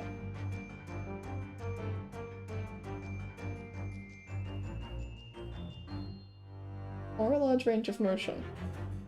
Mayhaps the stain? I don't get like a little light blue crosshair on it. I'm missing something, I'm sure of it.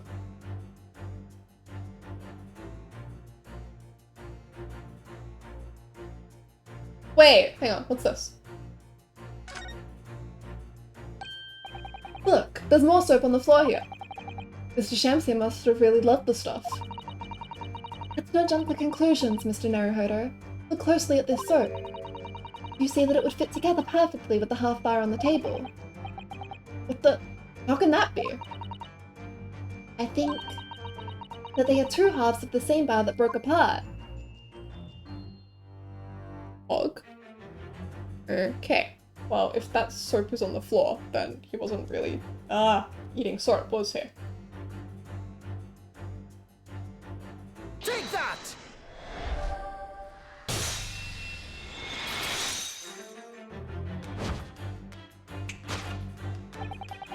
Could it be that the man was about to eat it? Of course, the other piece of soap reveals the answer.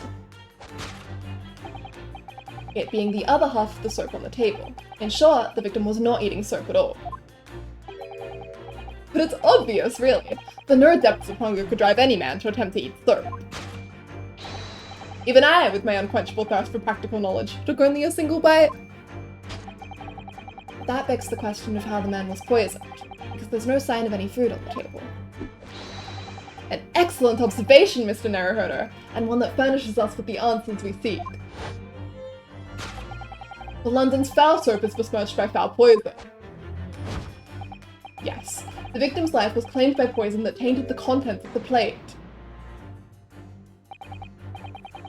Mr. Sholmes is still pushing the soap argument, then. Perhaps he's suggesting the man licked the soap rather than ate it. If soap in London is that poisonous, I don't think I want to be washing my hands with it. There are no signs of any food in this room at all. Of course, food isn't the only thing that passes people's lips, is it? I would like to have a look, please. Is this the same dialogue? No. Yes. A Western vessel for the serving of infusions of dried tea leaves. It's a teacup, Mr. Naruhodo, as you well know. Stop putting on airs. And it's empty. Ah, so we've already established that the victim wasn't eating soap when he died. However, Ryunosuke just wants to seem fancy. There's significant evidence to suggest that he was drinking tea. My thoughts exactly. Take that!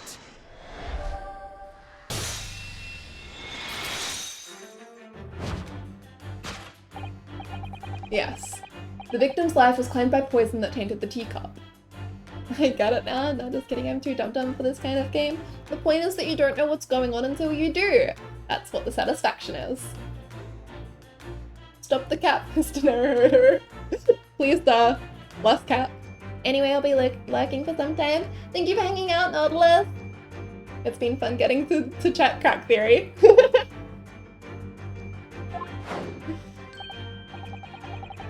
Indeed. Cups have been the vessel of choice for practicing poisoners over the centuries. And it would appear that this victim drank every last drop. There's no sign of food anywhere in this room. Which leads us to the immutable conclusion. The cause of death was clearly intoxication due to the ingestion of poison contained in this teacup. Topic 1, cause of death. Conclusion. Poison in the tea. Topic 2, suicide or murder. Conclusion, no possible perpetrator present. Cause of death identified, we proceed to Act 2, where we ponder the next question. Was this suicide or murder? The audience will recall that death occurred during the victim's last supper. Men dine and die alone? This single teacup suggests the answer. Ah, the Western vessel for infused hot drinks again. It's already featured heavily in our deductions so far. Tristan! My theory is that it's the Phoenix Wright knockoff Tiger guy and he time traveled back in time. No spoilers! Oh my god! Just because you've cracked the case. I forgive you. Yes, we can imagine that shortly before his death, Mr. Shamspeare was having a drink of tea. There would be nothing remarkable about that.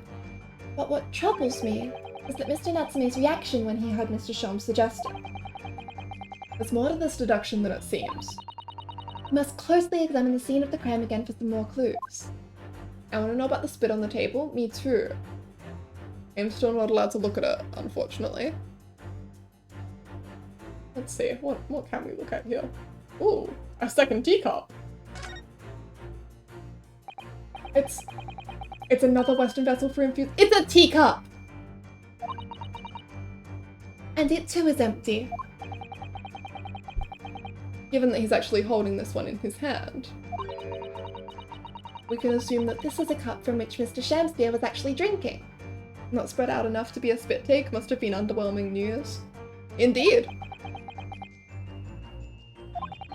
But if that's the case, this changes everything. Everything we've deduced up to now is turned on its head. I have a bad feeling about this. I almost don't want to say it. Yes, I know exactly how you feel. Okay. So, Mr. Natsume was definitely having dinner with him, right? Take that! You must have gorilla grip of the hand to be holding a cup and a fork that hard.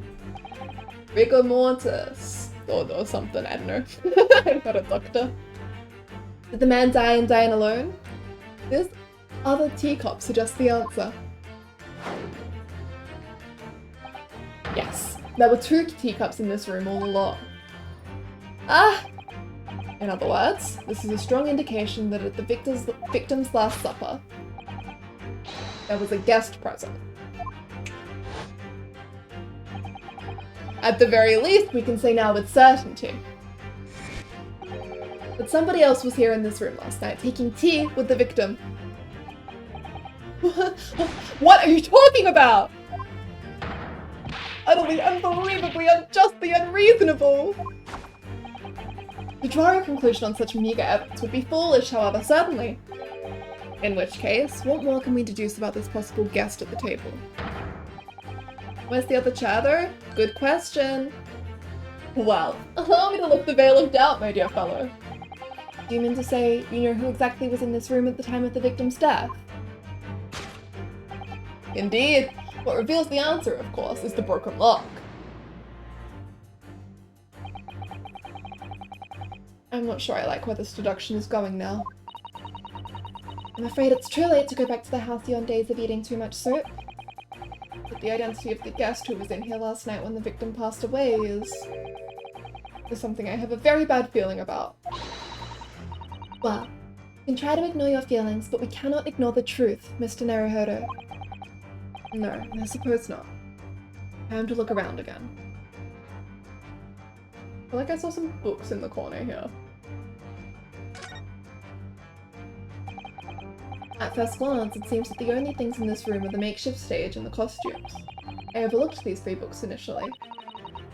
I wonder what they are. Let's see, the titles read The Picture of Monsieur Lecoq, Canterbury Yearnings, and Emile for Gaboriel. Now we know who owned these books. Wait, I'm sure I've heard those titles before. Haha, cock. The circle stain of tea in the teacup got my attention. I think only the one he was holding had the stain. That's really interesting! I will absolutely keep that in mind. Really good point. It could just be an incredible coincidence, but the exact same 3 books that Mr. Natsume purchased the other day. What? Yes, on the day of the unfortunate incident when Miss Green was stabbed, Saseki-san had just been to a bookshop and bought them. That's right. And now those 3 titles are here in the room of the victim. Yeah, Mr. Natsume claims never to have been here before. What does this mean, do you think? I really don't know what to make of it.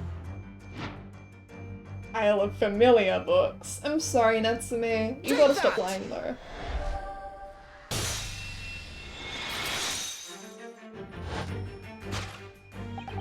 Indeed. What reveals the answer, of course, is the pile of familiar book. Quite so. It's no mere coincidence that these 3 titles are here in this room. It's the link to the truth. Ah! Mr. Natsume, you purchased these books 4 days ago at a second-hand bookshop. That's just a coincidence. In that case, you will be able to bring the same 3 titles from your own book, will you not? This very moment.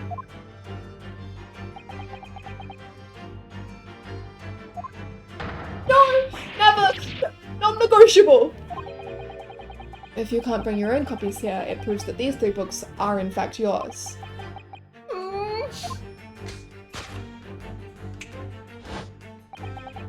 Having purchased the books 4 days ago and returned to your lodgings, you were arrested the very next day. So you could conceivably have brought the books here on that evening, but you never mentioned that. Secondhand, you say? What if he was drinking 2 cups of tea, dual-wield style? That's his prerogative. In other words, you could only have brought these 3 books here to the victim's room.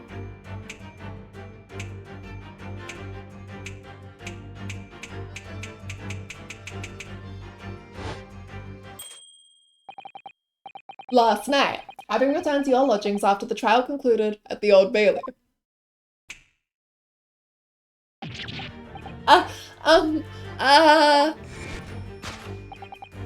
In short, there's only one possible conclusion. The victim died here in his room last night as a result of poisoning. Parry this, you filthy casual. Sure, he didn't do it. This just looks really bad for him. I'm certain he's not a murderer. Wilt's 2 teacups. And that same night, the victim had a visitor. And that visitor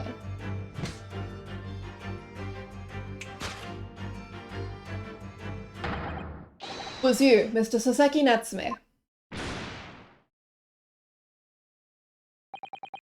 Thus concludes the final act of Herlock Sholm's Great Deduction. Ace Attorney Lurk be like, it appears the username tried to leave the area without a trace and coming back for the reason they won't get suspected, but it seems like they messed up and got caught. Take that. Ah! Everything hard. How do they slide and spin so well? Must stay up late practicing? Absolutely. They're both dorks. Topic 2. Suicide or murder? Conclusion. Saseki Natsume at the scene. Oopsie. We did it! Plug. Let's go. Not again. Not again. Not again. Not again. Well then, Mr. Natsume. You think he died and this man went time to sleep? I still want to know about the teacups more. I am sure we will get to know more about the teacups. Teacup lore! One was chipped? Yeah, I'm certain we'll get another look at them. They'll probably be added as evidence for the court record later, if we don't get to examine them now. Hogging. It would appear you're gonna have to accompany me down to the yard. Again. Saseki looks like he got a tummy ache. Being accused of murder twice in a week by the same guy will do that to you. But wait! Hold your horses! Yes?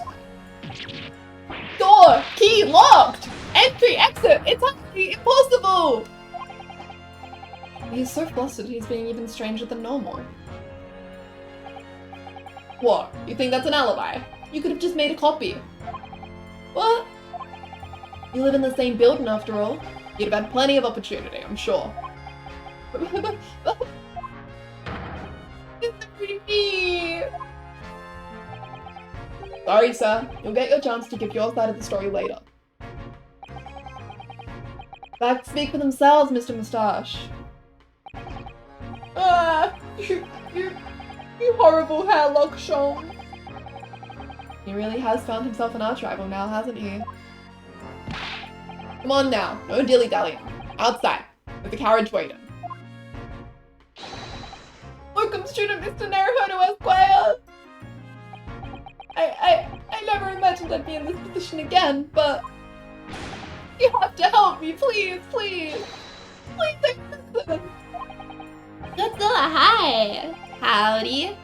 How you doing tonight?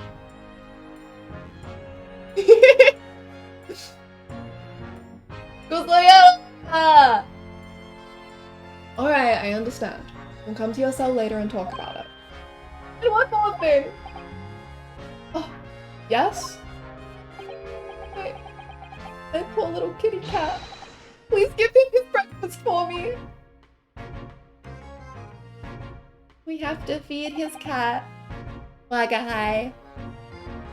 And so, his evil curse still apparently unbroken, Seki-san found himself once again the prime suspect in a case of murder.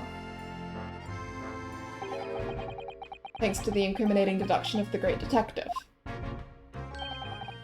My dear fellow, that honor belongs to you.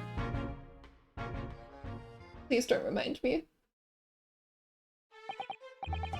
Well, at least that means Inspector Gregson is no longer here. We can examine the crime scene in more detail now. Yes, that's right. And of course... What?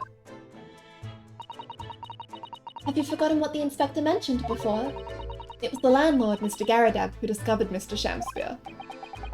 Ah, Mr. John Garadab, yes. I expect we could find him in his sitting room on the top floor as usual. Right, you must remember to go and talk to him later then. I've got some questions about Mr. Garadab. See, a lot of the people who were on that jury, that very suspicious jury from the end of the first game, they made sense, you know? It was the doctor, it was the arms expert, it was all people who had the very specific and niche knowledge that we'd need to advance the case. And then it was also Mr. Garadab and the maid from a previous jury session. Why? Someone must have deliberately put that jury together. I want to know why they chose to include those two people. Anyway, let's look at the teacups. One of the teacups that Mr. Shamspear and his guests drank from last night. But don't go drinking from them, Mr. Naruhodo. There's bitter poison inside. I'm not planning on drinking any, don't worry. Anyway, the cups are both empty. This jury, we got a tea expert? Perhaps. That's true. So, one was Mr. Shamspear's, and the other must be the cup that Mr. Natsume was drinking from. Okay, running back for the teacups? Welcome back. But Soseki-san wasn't poisoned, of course. Perhaps we should take these so we can examine them in more detail later. Pair of teacups entered into the court record! Wireless headphones are great. They sure are. Oh my god, we've got so much stuff in here. Okay, we've got the secondhand book receipt, which tells us that those were Mr. Natsume's books. We have the street map from Briar Road, so we're here. Just takes the teacups? Yeah, it just steals evidence, don't worry about it. Okay. Yeah, it definitely looks like one has a rim from use. What did it say? It said the one with the green line around the rim was Mr. Natsume's. Okay, so the poisoned one has the, like, contents line. Mr. Natsume's doesn't. Which is interesting, because that implies that Mr. Natsume drank all of his.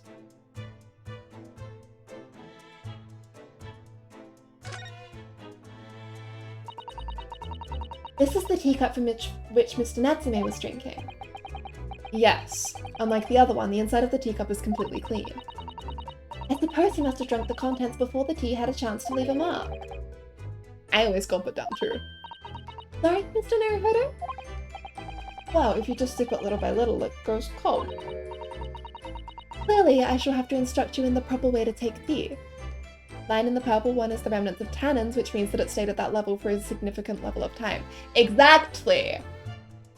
But that's the one that was poisoned. Why is it empty now? Or why would it sit there if it wasn't all drank?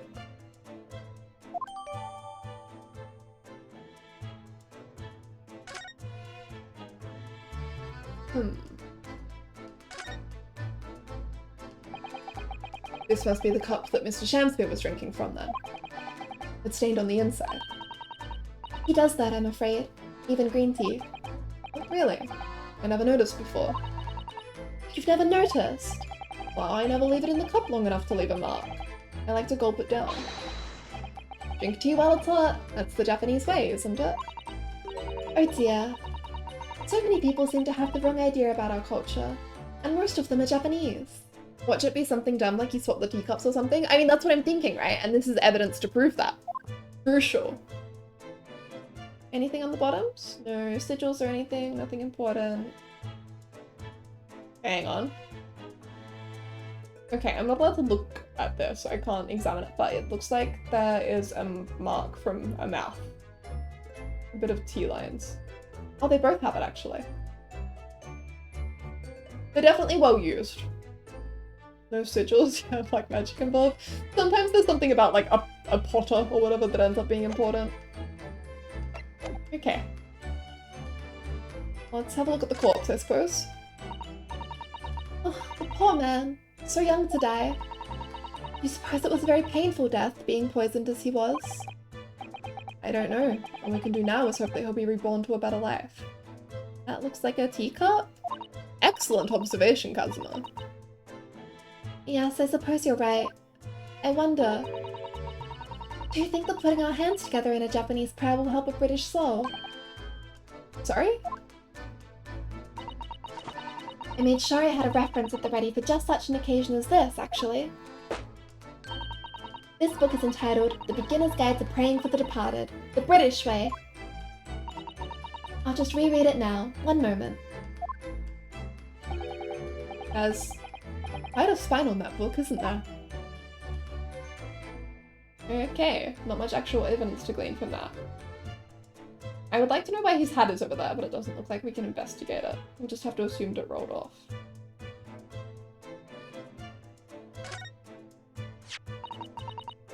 What's this? It looks like part of an envelope, I think.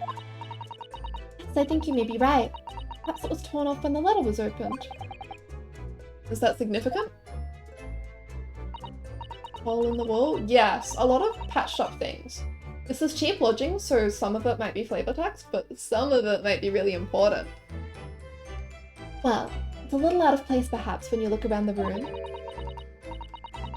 Nice view out the window too. Yeah, we discovered in a previous case that they were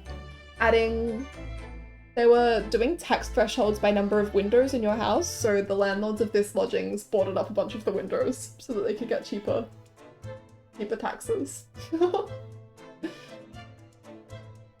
There's no sign of a letter, or the rest of the envelope in fact, is there? Ah, she's right. And yet here we have the torn off end of an envelope. It just strikes me as unusual. I agree. We'd better take this, just in case. Torn off end of an envelope has been entered into the court record. 3 bricks in the window looks off. They do actually, don't they? Let's have a look at those as well. First I want to examine this.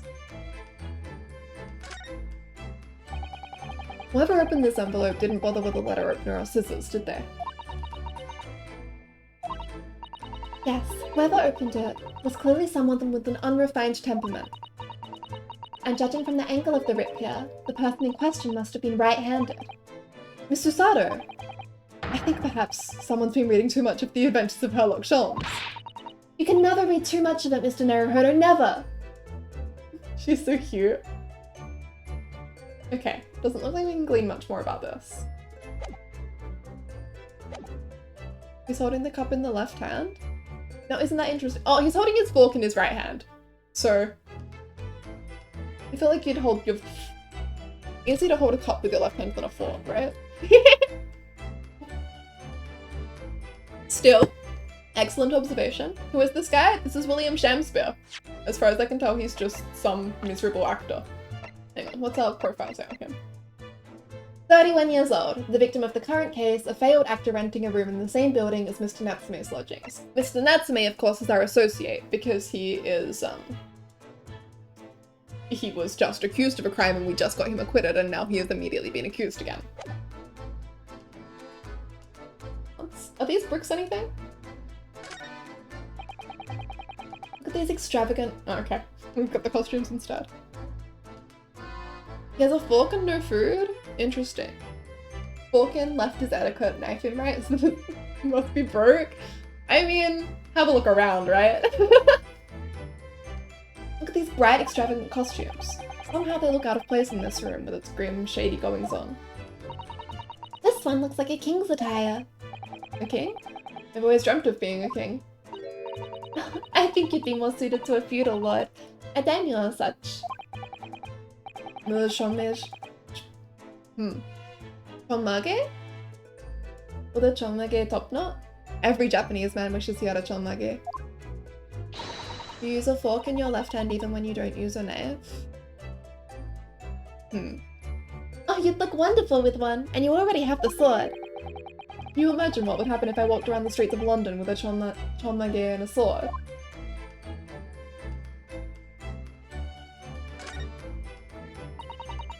There's not much on these shelves, is there? Just this wine glass and bottle. And both of them are cracked. Yes, not much use, are they? Imagine using a fork. Couldn't be me. What's the matter? Oh, I was just reminded of the Reaper, that's all. Prosecutor Lord Manzeeks? Because you saw broken glass? Yes, he's so reckless with his wine glasses. I was thinking it's a waste and that he should donate some to the needy. Hang on, I have to screenshot this and send it to Josh. He'll enjoy this. Let me open Discord. Ah! My files are too powerful. Hang on, let me screenshot it from my other monitor. Sorry. I promise this is important. To me, specifically.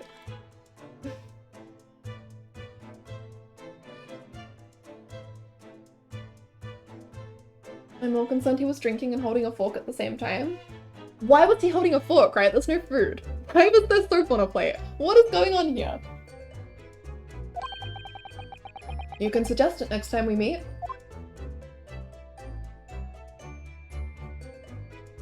Okay. What kind of fork is it? It's got 4 tines. It looks silver. It could be plastic, but I think it's silver.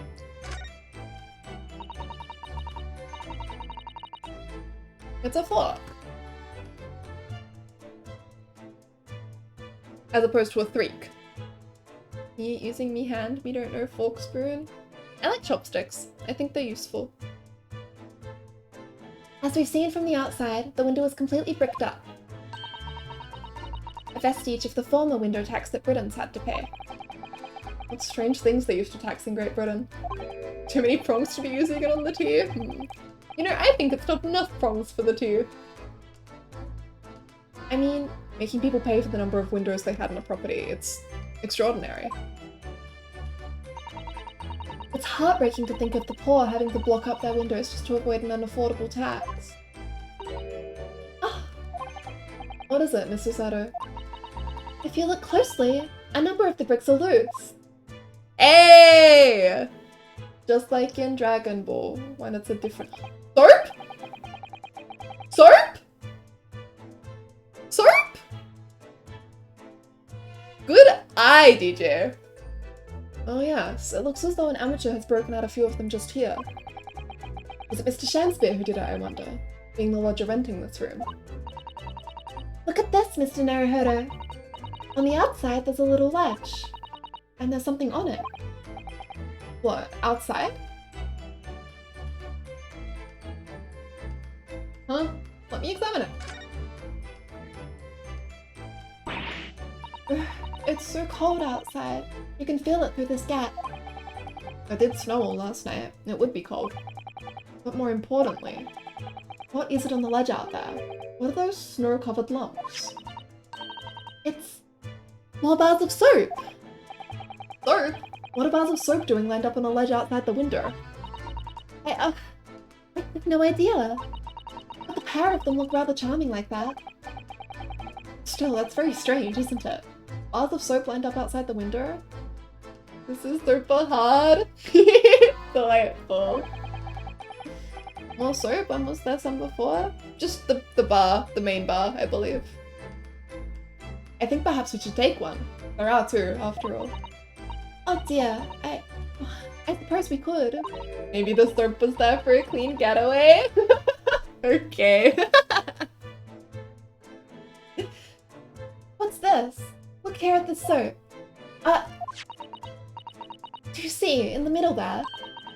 There's a patch that's a different color. It's sort of transparent, but... I may be reading way too much into this, but it doesn't escape me that the previous victim was called Olive Green, and this looks very much like an olive. Something's in the soap! Some sort of fancy design, I suppose. Only in Great Britain. It looks like the Hinomaru flag of Japan, doesn't it? How wonderful! It's probably a very expensive brand. Expensive? And what's it doing in this ramshackle old room? Fire of soap has been entered into the court record. Let me at it. Let me at it.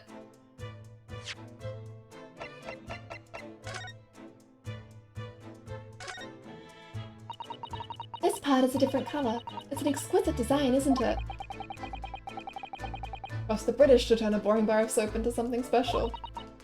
I quite like it. It reminds me of the Hinomaru design of the Japanese flag.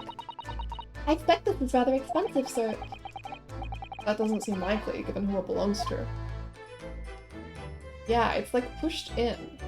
This soap is hiding something. Theory, the soap is a calling card? Interesting! You think we've got a serial killer on our hands? Yeah, okay, looks like we can't examine anything else about it. We'll just have to hope more clues turn up later. Got the piping for the gas. Nothing about the hole there. Or about that wooden slot. And here we have another disproportionately large machine. This looks like a meter of some kind. Yu-Gi-Oh cards have a black circle on the back. The soap was a trap card and it's face up, so it's been activated. That is the murder weapon. Oh my god. Investigate bloomers? It won't let me. Misery. This is a gas meter, I think. It seems that in this district, residents pay for gas as they use it with coins. Ah, I see. Yes, now you've pointed it out. I can see that there's a slot just here that looks like it would take a coin. So you mean if you put a coin in here? That's right. That would buy you about 2 hours of gas for lights and heating. So if you were a poor person with no money, you'd have to sleep in the freezing cold? Yes. Or if you were a scatterbrain with no change because you've got to exchange your money at the bank. Thank goodness there's no meter in our office. Vending machine in the room. Trap card activated! The soap of malice. Huh? I wanted to look at the other side of the room. I don't know if this is Garadeb or if Gregson's back. I'm gonna assume Garadeb. Looks like you're having a good snoop around, eh? Nope, it's Gregson. Never mind. Inspector Gregson! Back so soon. After I threw that little Japanese fella in the clink, I went and reported this to the investigation division. In 5 minutes' time, this place will be cordoned off by the yard. Oh, I see. Well, we'd better be leaving then. Poor Mr. Natsumi must be feeling very low, being back in the cell again so soon. What?! I'm sure we should probably go and... What's wrong, Mr. Naruhodo?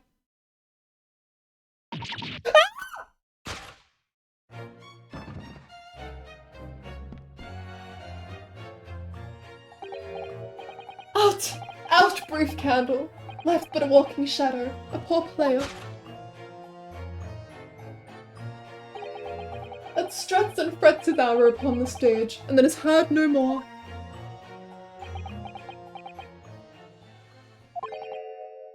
Now, astound at the next part.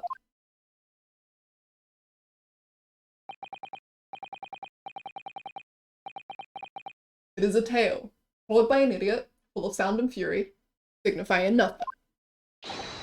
Indeed, a happy day! What? Walking Dead!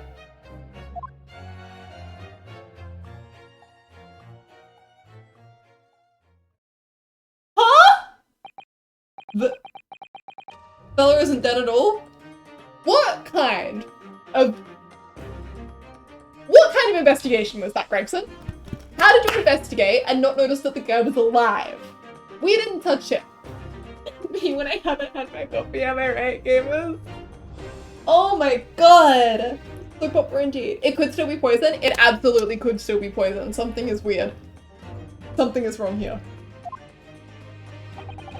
What was that nonsense he was saying though? Sedative. Could be.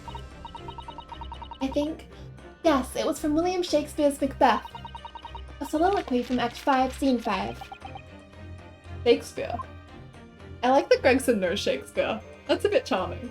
That's sort of a charming character fact. So it was that the victim, Mr. William Shakespeare, came back to life. Shakespeare when Shakespeare is right there? Yeah! I assumed that Shakespeare didn't exist in this universe, but evidently he does. If the man had indeed been poisoned, it transpired that it hadn't killed him. He was taken by emergency carriage to a nearby hospital for treatment, and Inspector Gregson evicted us from the scene of the crime. Whatever that now was.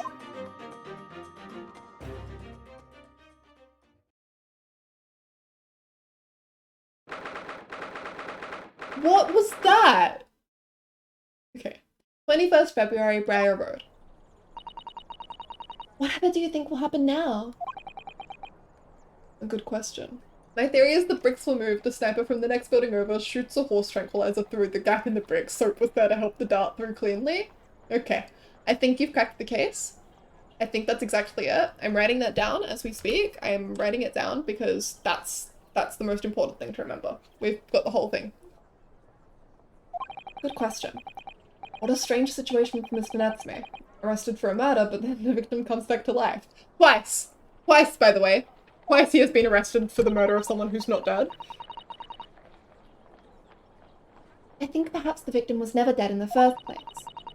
It seems very likely that Mr. Shakespeare did consume poison, as we deduced. But was it an accident, attempted suicide, or attempted murder? What's going on in the background right now? Who's in yellow? Until the truth can be established, I imagine the police will keep Mr. Natsume in custody. I suppose so. Let's hope it doesn't come to anything more than an end in the cells. Oh, what's this? What's that man doing over there? It looks like he's trying to see into Saseki-san's lodgings. Is something wrong, Mr. Naruhodo? Excuse me. Could we have a word? Warrior?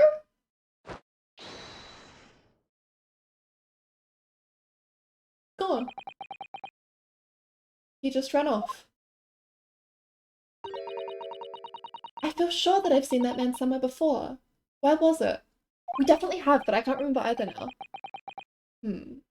I do too, but I don't remember. Where did we see him before?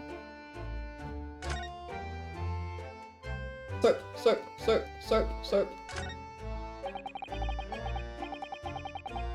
William Robinson? Robin Williams reference? Haha! I love this game so much. This game has so many good themes. I think Gregson's might actually be my favorite. It's really good. With the exception of the top floor where Mr. and Mrs. Garrett live, all the windows are bricked up. Yes, that's because of an old window tax that was charged on the number of windows a property had. In order to pay less tax, the poorer members of society filled in many of their windows. But the tax has since been abolished, hasn't it? So the windows could all be opened up again, surely. Unfortunately, it would appear that the residents of this district can't afford to pay to have the work done. Yes, that is a sad state of affairs. Especially for people like poor Mr. Natsume. At to live all cooped up in a windowless room. I suppose that's the price you pay for living in a very cheap accommodation. It all seems rather pointless when you put it like that. I really thought we could get at that, but there's green there! Okay. The price you pay is rest.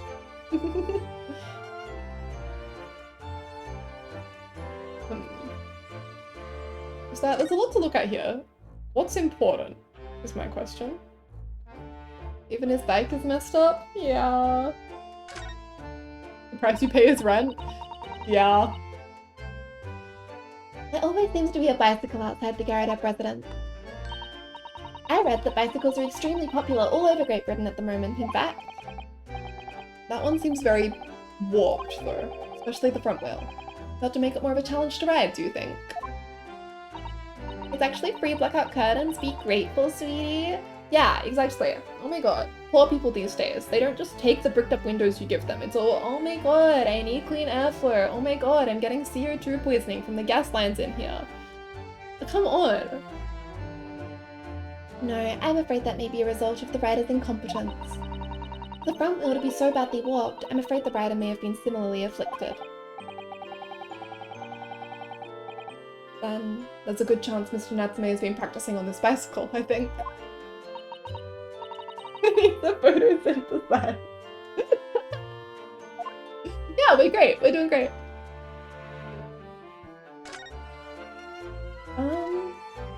There are things to look at here, but I think instead, let's see if we can move around.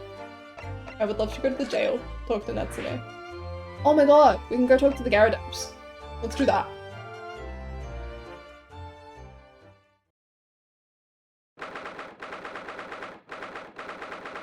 February, the Gyarados room.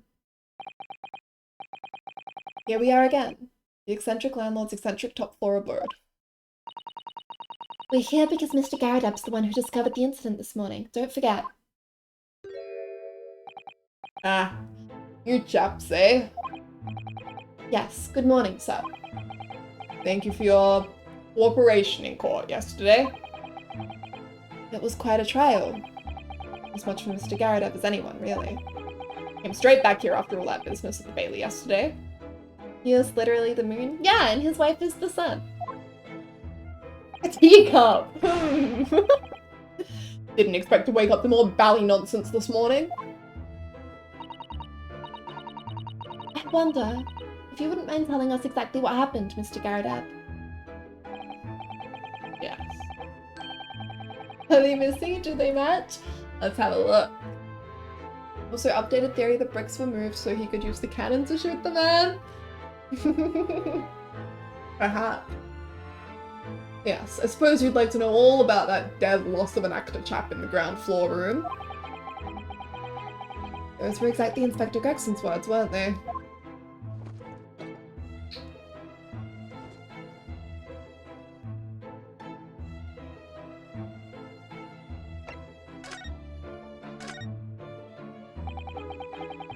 It must have been a real shock for you this morning. I hear that you discovered what had happened. Well, that hopeless actor chap rides in at 5 o'clock sharp every morning without fail. Wants to move out the tenants so he can free up the rent for the next person to move in. I don't think he's quite the type. At 5:30 this morning, still hadn't lit the gas. So I went down and knocked on his door, but no bally answer. And that's when you broke into his room by kicking down the door. Well, called on that rum-looking Japanese chap to do the grunt work, of course. Wasn't it a little premature to kick the door down? The man could have just overslept by half an hour. That's very true, Mr. Naruhodo. If 30 minutes oversleeping warranted such behavior, I'd have to kick your door down every morning. Get his ass. Well, you know, better to be safe than sorry and all that. Is it just me, or is he avoiding our gaze now all of a sudden? Where did Cholmes go, by the way? He just vanished. Except that it was a sorry situation indeed that you found on the far side of the door. Ah! Gay Night Slayer, hi, welcome. Thank you so much for following. Welcome, welcome, welcome. He kept him up late, he sleeps in. Does he have anything to be an alarm? How does he know the time if the window is bricked up? A great many good questions you've got there. Unfortunately, I have 0 answers for you. Victim's name is Mr. Shakespeare, I believe. Is that right? Yes. William Shakespeare. With the ground floor room 3 months ago now. Why storing soap? Why storing soap? And what are you storing in the soap? Poison?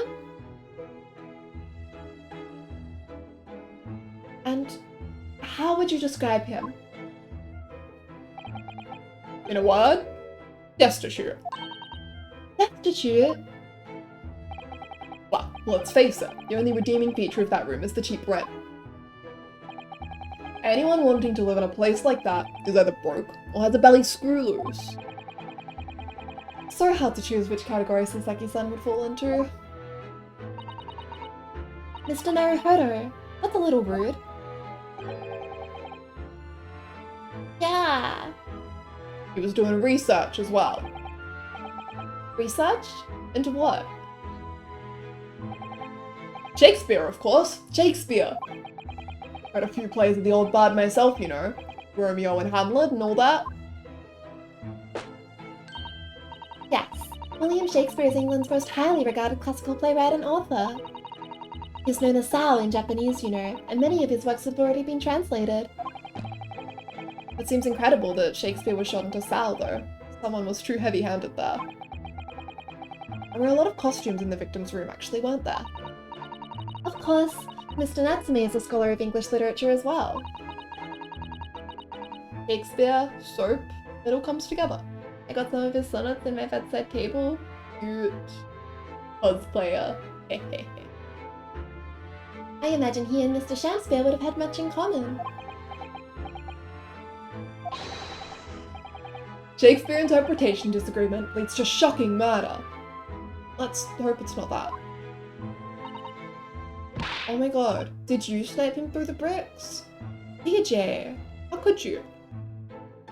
Mr. Naruhodo, really, how rude!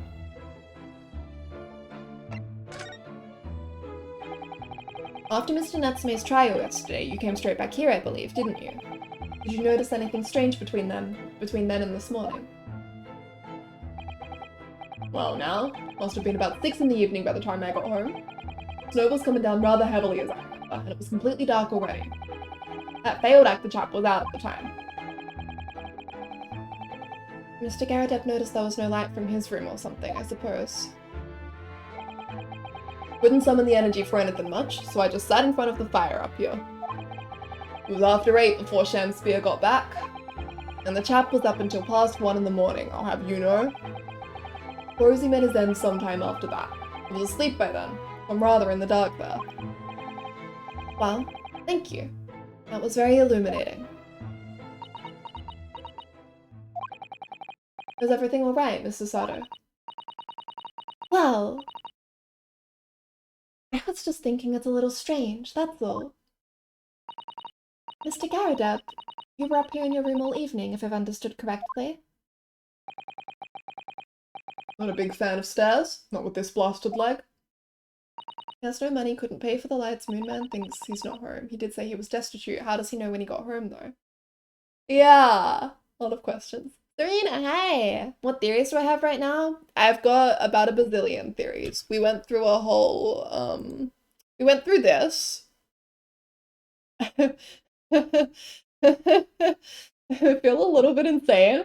I have a lot of theories right now. About this case in particular, I've got just about nothing since we don't even have a victim. Waiting to see what else comes of this.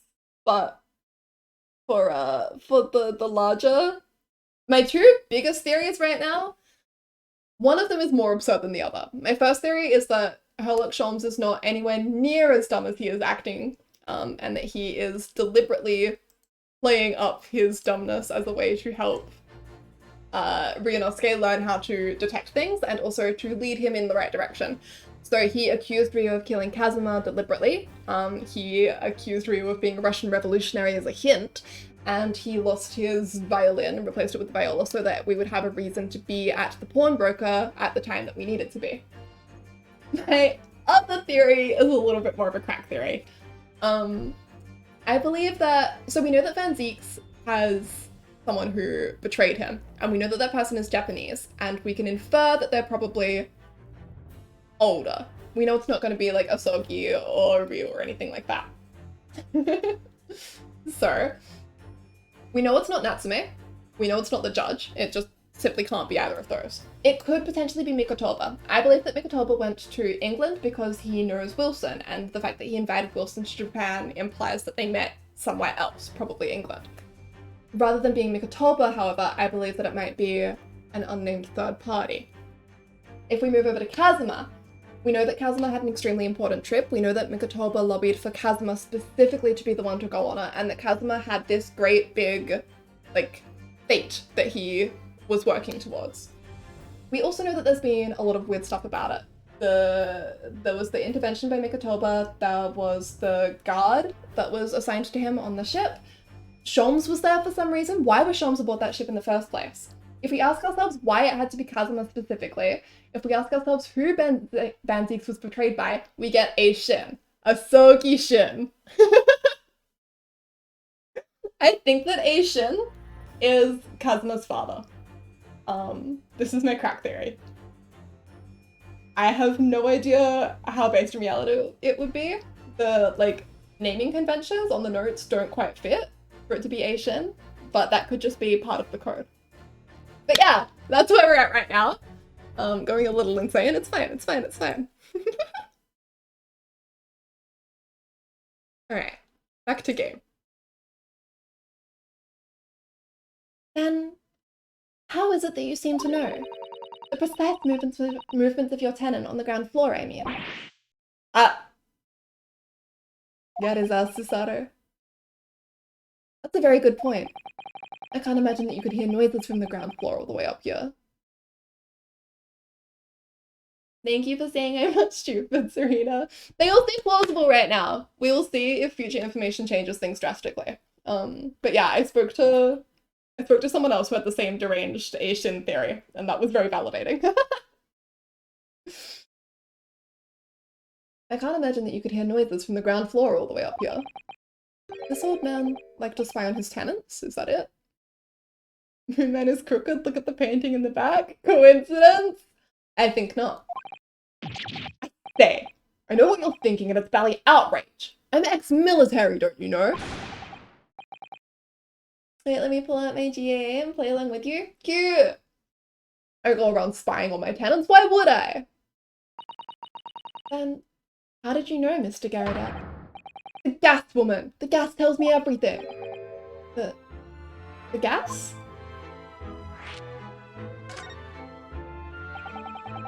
What on earth do you mean, sir? How can the gas tell you anything, let alone everything? Well, as you're probably aware, the gas is supplied to the building by pipes. I really want to play through 2 and 3 of the other trilogy now. I never got around to finishing them. They're really good!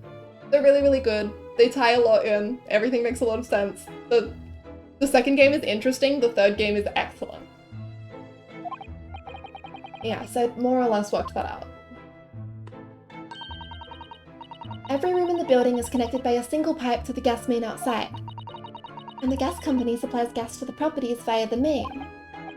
Yes, I understand that too. Let me see if I can explain. Let's say I was to light the gas lamps up there. This is case 2 too, right? Correct! It is. You're so smart. I love her. Beloved. Well, obviously the room would get brighter. Exactly. But at the same time, the lights in all the other rooms of the house would dim for a moment. What? They dim? Why? Perhaps it's because when you light a gas lamp, it briefly uses more gas than usual. And that reduces the amount of gas in the pipe for the other lamps that are connected to it. She's so smart! That might explain why the other lamps dim momentarily, mightn't it? Yes, of course, because everything's connected to a single supply pipe. Yes, that's supposed to happen though. It sounds rather undesirable. Jolly good point. Fact is, the gas company's pipes in these parts are pretty hopeless. Long worn out. And barely got any gas in them to start with. Opposite's also true, of course. Extinguish the lamps up here and they glow brighter in the rest of the house. Ah, right, I see. So by watching the flickering of the lamps in one room, you can determine what's happening elsewhere. You've got it. Of course, because when people come back home in the evening, and before they go to sleep at night, what they're guaranteed to do is either light or put out their lamps and fires. Clever. In point of fact, the room on the ground floor and the one above it use slightly different amounts of gas. By watching the lights in here closely, I can work out almost exactly what's going on in the whole house. Gosh, that's fascinating, Mr. Garadep. Absolutely fascinating. Oh well, nothing to it really. And I can't really see that it's going to help us with the case either. What I'd like to know is why Mr. Garadep is so interested in what his tenants are up to in the first place. I feel like there's more to it than idle curiosity. Well, we've done as much investigating here as we can, I think. Perhaps we ought to go to the prison and speak with Mr. Natsumi again. How does he know it was Shamsphere who was using the gas? I think they flare a different amount, he was saying. Yeah, the room on the ground floor and the one above it use slightly different amounts of gas. I'm trying my best to catch up. I believe in you. Since I'm reading everything, I play pretty slowly, so you should be able to do it. Alright, let's go to the prison.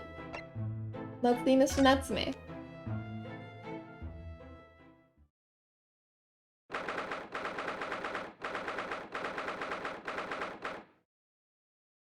February, local prison cell 9. Local prison cell 9. Look, Mr. Naruhodo. He's literally the standing emoji right now. He's just a guy. Natsume, have the police finished questioning you now? Welcome student, Mr. Naruhodo Esquire. Oh, yes? What is he? Tell me, is he a ghost? Is he here to haunt me? Let me guess. You're talking about Mr. Sholmes? He actually calls himself a great detective, Mr. Natsume. Not a ghost. His diabolic deductions. They're not of this world. They've left me. You caught up? You're so fast. Ah, I'm cursed, I tell you. Well, that sort of hurts. I like your voiceover, I'm glad. Credit where credit is due, Mr. Naruhodo. You were heavily involved in the deduction too.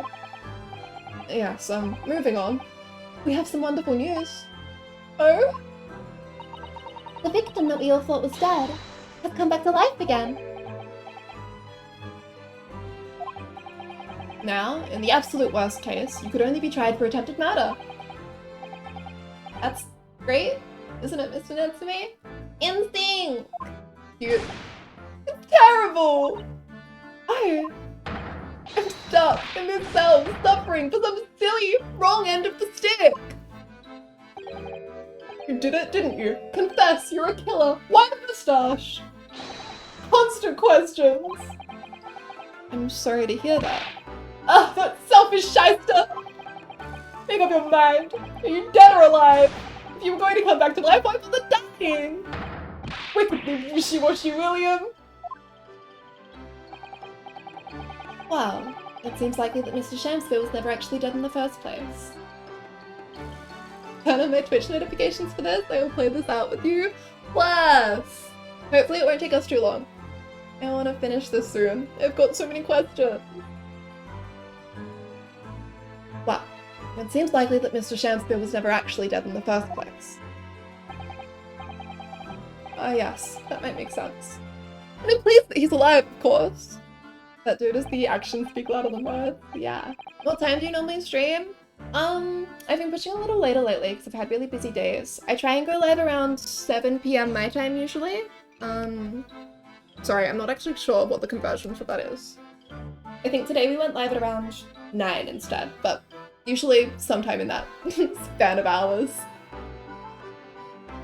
Since I do this pretty casually, I don't have a schedule.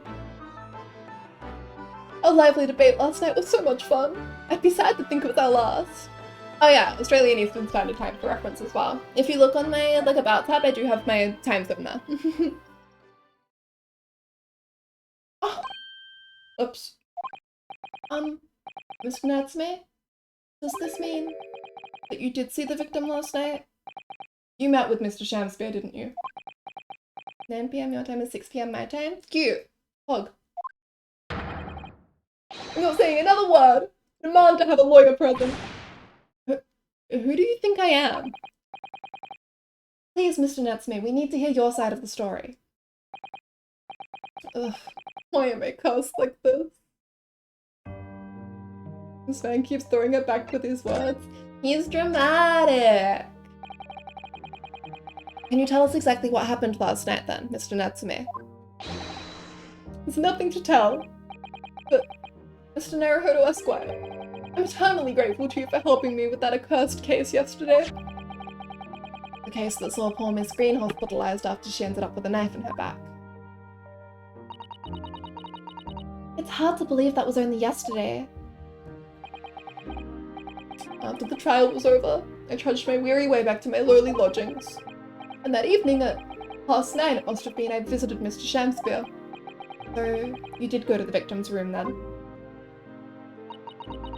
As we feared. I didn't do anything wrong! I'd never been to his room before, it was the first time! Oh, posture check. I was slouching. You caught me. Posture check! Anyone shrimping?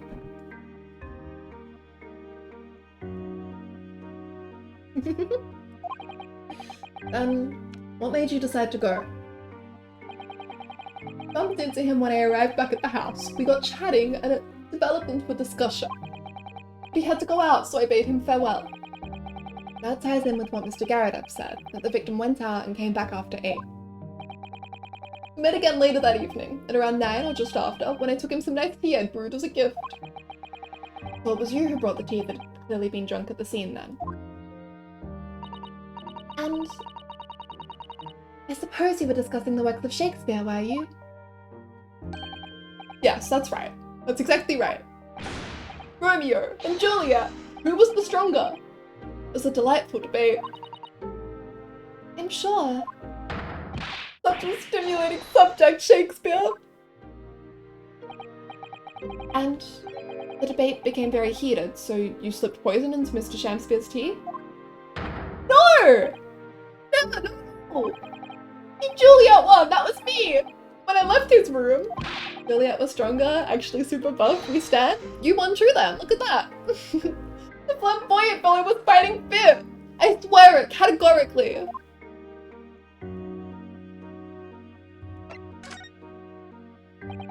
Gaslight gatekeep girl boss. Mr. Natsume, you often say the same thing about yourself, I've noticed. That you have a cursed existence.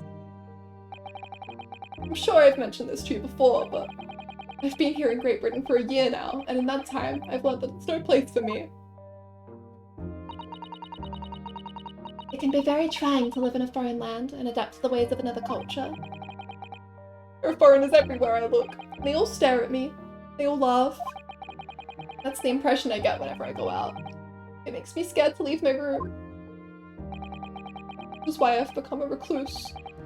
But even in my room, I find no respite from my fears. I've moved more times than I can remember. And then, 1 week ago, I moved into Briar Road. But why? I mean, why did you choose that place? It doesn't seem very comfortable. What the sad backstory? Mr. Natsume's had a time, but in his defense. Because the rent is cheap. I have so little money. It spoke to me. The rent? Obviously, there's a reason why it's cheap. Because the room is cursed. Cursed? Cursed how? Previous occupant, the man who lived there before I took the room, died there. Oh no. He was only a young man, but one morning he was found dead. No one could explain why. Surely no one would want to live in a room with a history like that. I didn't.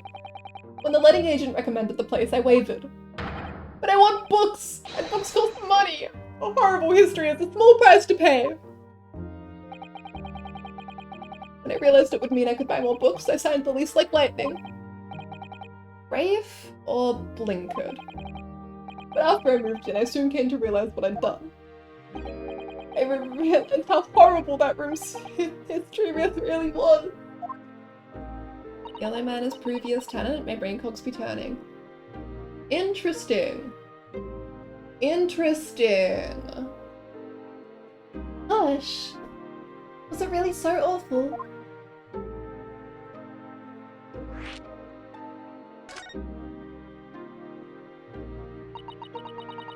How did the room's horrible history affect you, Mr. Natsume? What happened? At first, it was just a feeling. A feeling of beady eyes boring into my back, watching me. Do you think that might just have been your mind playing tricks on you? No. My mind doesn't know any tricks. It was someone else. It's been one long nightmare ever since I was given the keys to the place. Yeah, okay, so definitely the Yellow Man is spying on him. And I do believe that's why we saw him before. I don't know, it must be my laptop. Yellow Man's skin is tan in mine.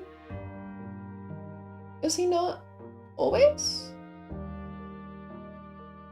You been peeping? A nightmare? You've been having bad dreams, you mean? All the souls who've died in that room lean over me in my sleep and try to strangle me. Cute low humor. I don't know, in my stream he's yellow. Interesting. Interesting indeed. That really is horrible. And now I come to think of it, it happened again last night too. The very same night that Mr. Shamspeare was writhing in agony from the poison in his body. I was on the verge of being suffocated silently by those miserable spirits in my room. I am a cat as yet I have no name. Marvelous. Peepin' Tom? It seems like it. You must simply move out of that room as soon as possible. Yes, you're right, I know, and that's why I'm already searching for the next room with a history to call home. Is he suffering from CO2 poisoning? I mean, like, we were joking about it, but... The gas is in there. I really like the name drop of the novel from him. Ah. Suffocating and hallucinations? I mean, it does sound like CO2 poisoning, right? He's in a room with no windows, there's gas pumped straight in. Maybe it actually is. I was joking! I think perhaps you should try to avoid accommodation with any kind of history at all. Otherwise, I'm scared that you yourself may become history. Sato, you're scaring him. Oof, Susato-san knows how to make the man listen. If certain rooms use more gas, is it because of a leak? And we do know that his room uses more gas. Interesting! Look at you go, chat! Of course, Mr. Lord of the Manor is worried about the curse on my room as well. You mean Mr. Garrida? Yes. He knows that if people keep dying there, he'll never be able to rent it out again. Well, that's true. I, for one, wouldn't go near the place. Perhaps that may explain why the landlord pays so much attention to the gas lamps in his tenants' movement. You mean, because he's worried about their well-being? He does seem to have an unusually keen interest in the amount of gas in the pipes. There must be a reason why he keeps such close tabs on the occupants of his let rooms. What do you mean he pays so much attention to the gas lamps? Oh dear, no, it's nothing to do with you, Mr. Natsume. Please, forget I said anything. He's worried about them suffocating, maybe? I don't know if he'd be aware of the CO2. Oh, now you're talking about me behind my back as well. Did the first person die from that? It's possible. What's important is that Mr. Shamsphere isn't in fact dead at all. Once he's come round and is able to tell us what happened, we'll be able to get you released. Yeah, please. Oh, I do hope you're right. Excuse me? Inspector Gregson. Couldn't help overhearing what you just said. And on that note, I have some good news and some bad news. What clues do you have so far? Let's see. Okay. We've got the book receipt and the street map. We've got the pair of teacups. We've got the torn off end of the envelope. We've got the bar of soap that has something on the bottom. Huh? Huh? Oh. Mr. Naruhodo. This bar of soap. When we first found it, I could have sworn. I don't even know if Gregson is a good guy or a bad guy. He seems to help, but seems to get in the way. He's a good guy, but the detectives are always on the side of the prosecutor, so that's why he's in our way. There was some sort of round disc in this depression just here. A reddish one. You're right. I remember it too. But now the depression is completely empty. Why could the disc have gone? Okay. Weird. Super weird. I guess that's a clue we also have. And we saw the man in yellow lurking outside the house. Other than that, we don't have a lot. Oh. Which do you want first? Always, every time, bad news comes first. When hope is all you have, hold on to it. That's my guiding principle. Right, well, in that case, good news it is. Huh? Sorry, but it's just a lot easier to explain everything that way. Why did you ask me my preference? As you might have heard, the victim, Mr. Shamspeare, was just unconscious. He's come round now. Yes, we saw it happen in all its terrifying glory. Still being treated by the doctors, but we've managed to get a written statement from him already. Oh, isn't that wonderful, Mr. Natsume? Oh, thank goodness. It's all over then. We can leave this somber cell. Sorry, no. That's not on the cards. What? Rather not, Inspector. Mr. Shamspeare has implicated someone as being responsible for what happened last night. Implicated someone? Oh dear. You don't mean... I'm sorry to say I do, yes. Pointed the finger at you, Mr. Natsume. Oh! By sweet poison did he seeketh to end my life. That wicked caitiff, Ozeki Natsume. Queen! Hi! No! I'm afraid you'll be appearing in court as planned. You'll be wanting to make the necessary preparations. How are you doing tonight? You having a good morning? No!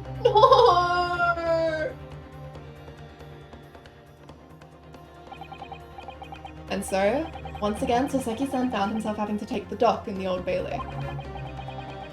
Whether his room was haunted or whether he was just terribly unlucky, I knew I had no choice. The following day, I would represent him in court and do my utmost to break the curse that blighted him.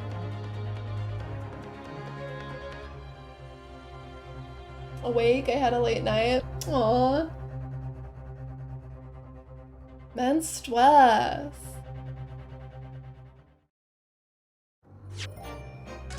Yes, I would like to save my current progress. Yeah, we'll just put it here.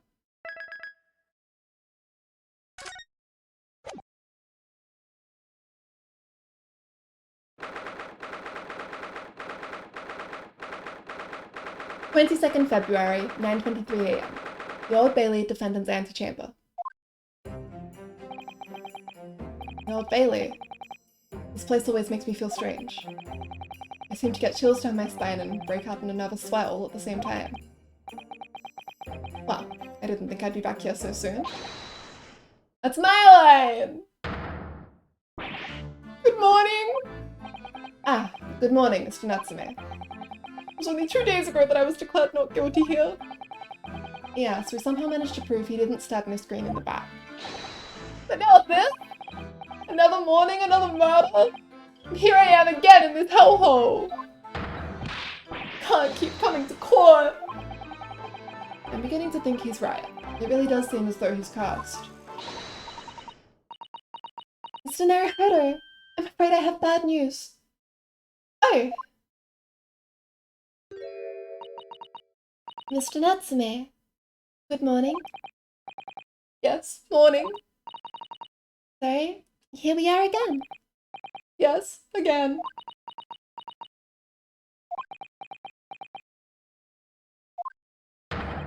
Judicial Assistant Miss Mikatoba Esquire, what's the bad news? Oh dear. You heard, did you? You come in shouting at the top of your voice. People can't help hearing what you say. Oh, I am sorry. You've done nothing wrong, Mrs. Sato. Now, what is it? Hey! Thank you so much for following. Welcome, welcome, welcome. Lovely to have you with us.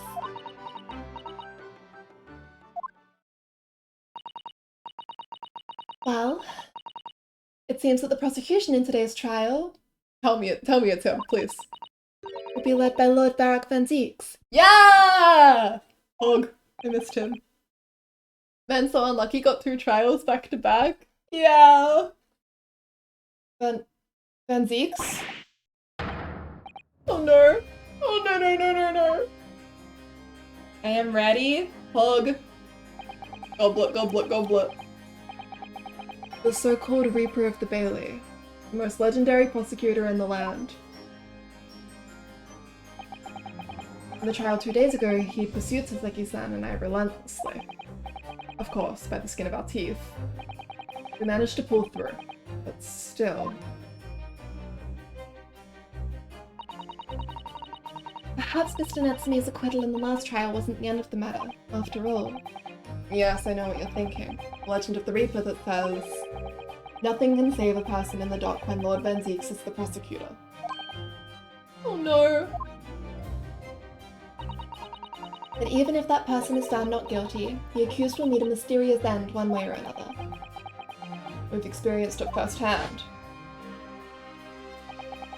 The man we successfully defended met the most terrifying end after his acquittal, right here in the Old Bailey.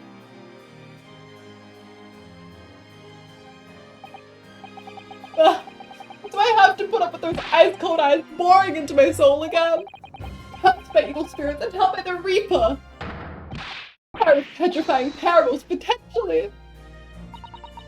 Well, if it's potentially, at least you appear to have hope, Mr. Natsume. Locum student Mr. Naruhodo Esquire. Yes? I'm innocent! You have to believe me! More than anyone now! Don't worry. I'll be your steadfast ally every step of the way in this battle. I promise. And this promises to be a hard battle, I feel.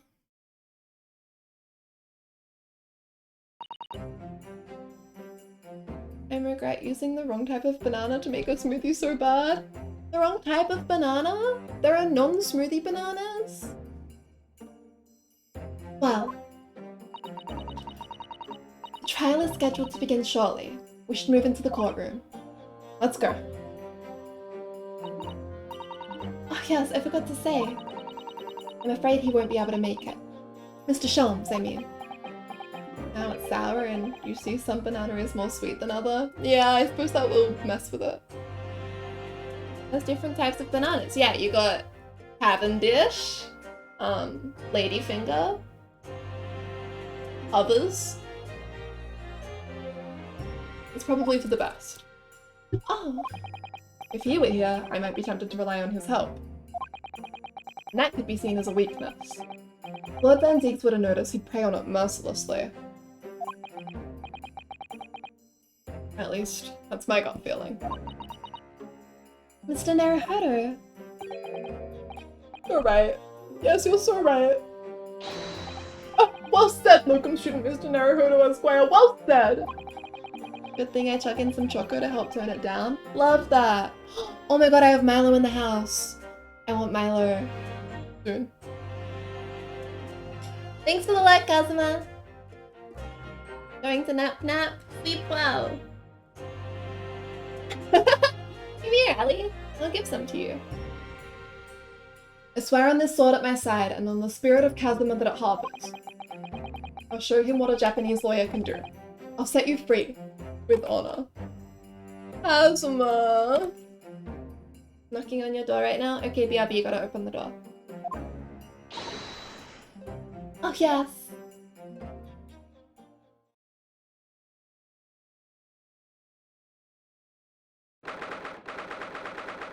"22nd of February, 9:40 AM. The Old Bailey courtroom. Okay, and you know what? Before we jump into the trial, I actually am gonna go get myself some Milo. Let me put us on a little BRB screen. I don't know why one of my guys is there, but not the other. Let's go loading instead. This is fine. And let me cue up some music. Also, I noticed something. I follow a lot of Australian streamers. I wonder if it's a time zone thing. Pepe Sylvia! That's the vibe today. Let me give you some Ace Attorney music. Maybe not this one. Let's start with Harlock Shums.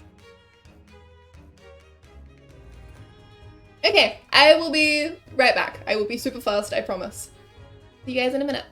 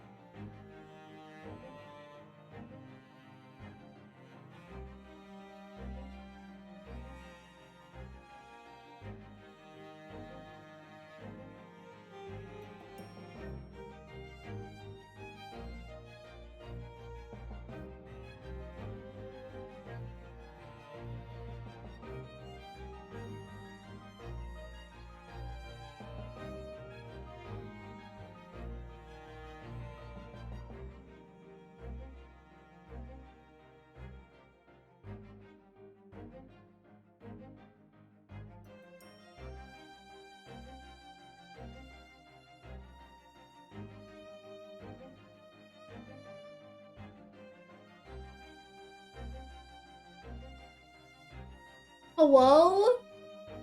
Sorry, that took a little longer than I expected.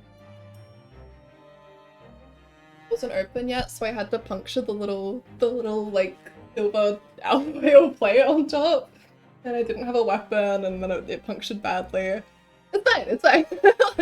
Let's get back to Ace Attorney. Fresh Milo! Alright. Hello, hello, hello. Alright, 22nd of February, 9:40 a.m. The Old Bailey courtroom.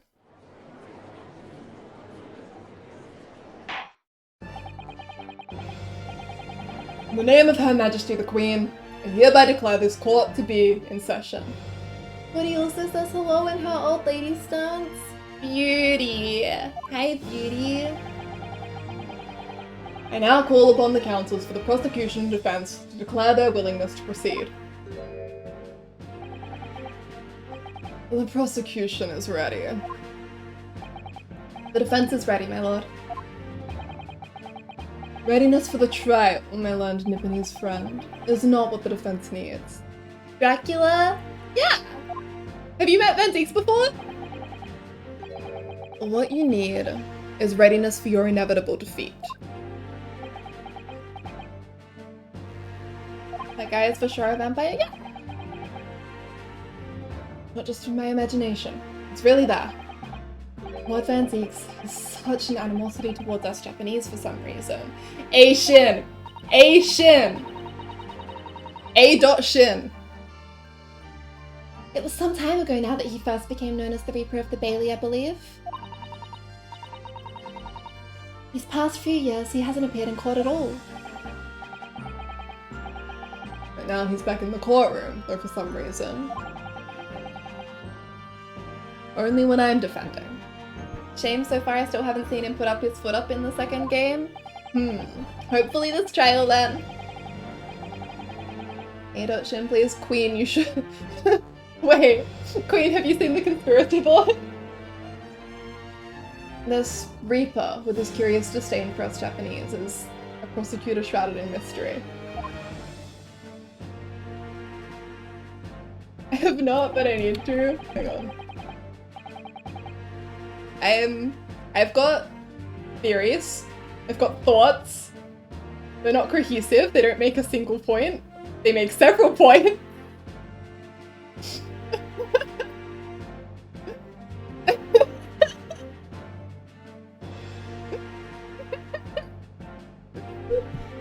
I have a lot of things to say. We went over this a little earlier, so we won't go over it again. But A.Shin! He's someone. Something's up with him. I think A.Shin is he. I think perhaps the A stands for Osogi. We'll see. We'll see. We'll see. Yep. This isn't the time to be pondering that. Thank you, Ryu. I will stop thinking about A.Shin. I have to concentrate on Senseki-san's trial. Furthermore, I now call upon the 6 ladies and gentlemen of the jury. Asian? Ah! Asian. Yes, okay. I was like, well, A.Shin could be anyone. This is so unisex, you know? Shin is a unisex Japanese name. It could just be like Anderson Shin or whatever. It could totally be an English person. It does sound like Asian though. My sweetie was so obsessed with who Asian was as well. Very important! I need to know. I need to know. You have been chosen at random to represent the will of the people in this trial. Are you ready to fulfill your duty? Absolutely. I had a feeling this larrikin wasn't innocent before. I must say that I feel especially ruthless on days when my hat refuses to sit right. Oh, I rather like how you're wearing your hat. I think the ruthless look is very fetching, actually. I need to be somewhere at 10 o'clock. I have a very important meeting. Make this quick. Couldn't agree more. I need to take home 5 bob tonight, or the missus will go through the roof. Oh, may the Lord show us all the light here. Leaders flock to a righteous verdict. What? Yeah. What is going on here? The jury is supposed to be pulled from the entire population of England. So why does that population seem to include like 10 people?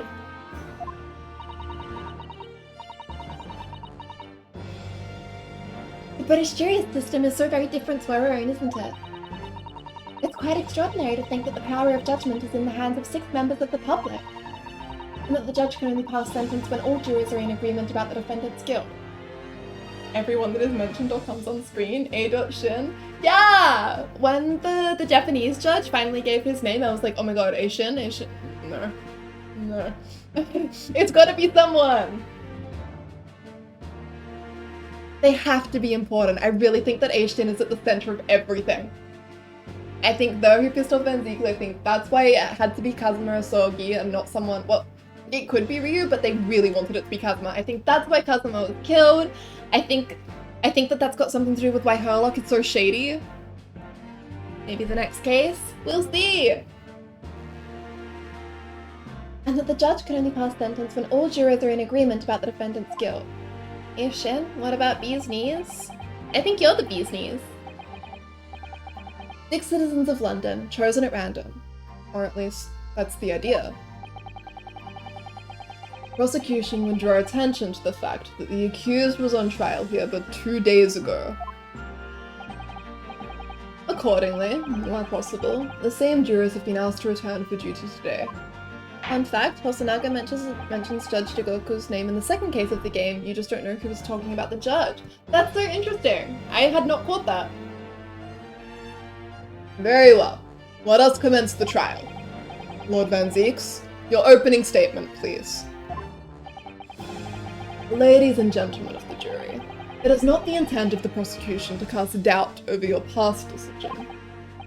However, the innocent verdict afforded to this eccentric Nippon years before has had dire consequences. Did the accused repent for his wrongdoing in that affair? Far from it. Instead, he used his freedom to perpetrate a most blood-curdling crime. Namely, that of the attempted murder of his neighbouring lodger, an innocent Englishman. To explain the circumstances of the crime, the prosecution calls its first witnesses to the stand.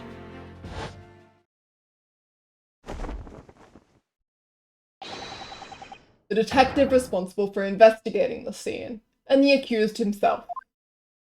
Gregson and Natsume? Is the not-so-dead victim around? I would love to talk to them.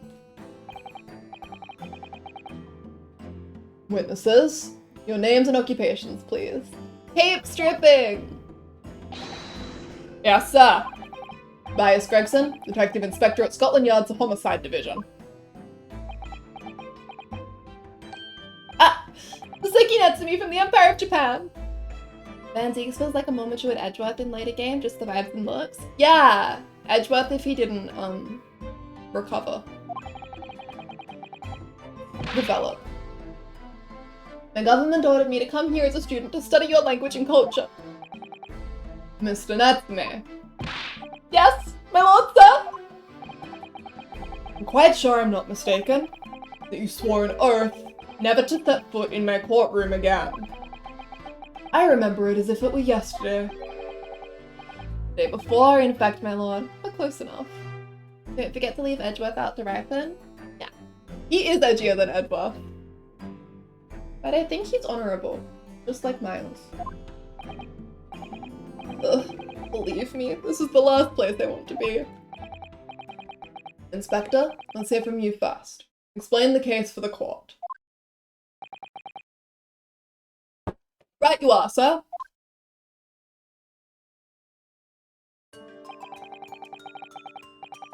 The incident occurred at the Garrideb household where the defendant has lodgings. The ground floor room of the victim, Mr. William Shakespeare. I got his Pursuit theme playing in my head. Hog. Really good. We love an honorably edgy king. Beloved. The defendant has already admitted to visiting the victim on the night in question. Mr. Shakespeare collapsed in his room as a result of poisoning by strychnine. Oh, strychnine again. Okay. He was found the following morning when the landlord, suspecting something was wrong, broke down the door.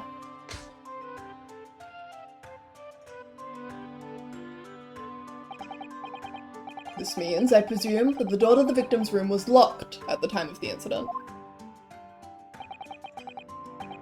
Correct, my lord. It was locked from the inside, making entry to or exit from the room impossible.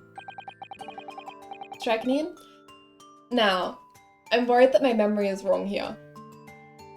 But I believe strychnine was the same poison that was used to kill John H. Wilson in the very first case. Someone correct me if I've got that association wrong.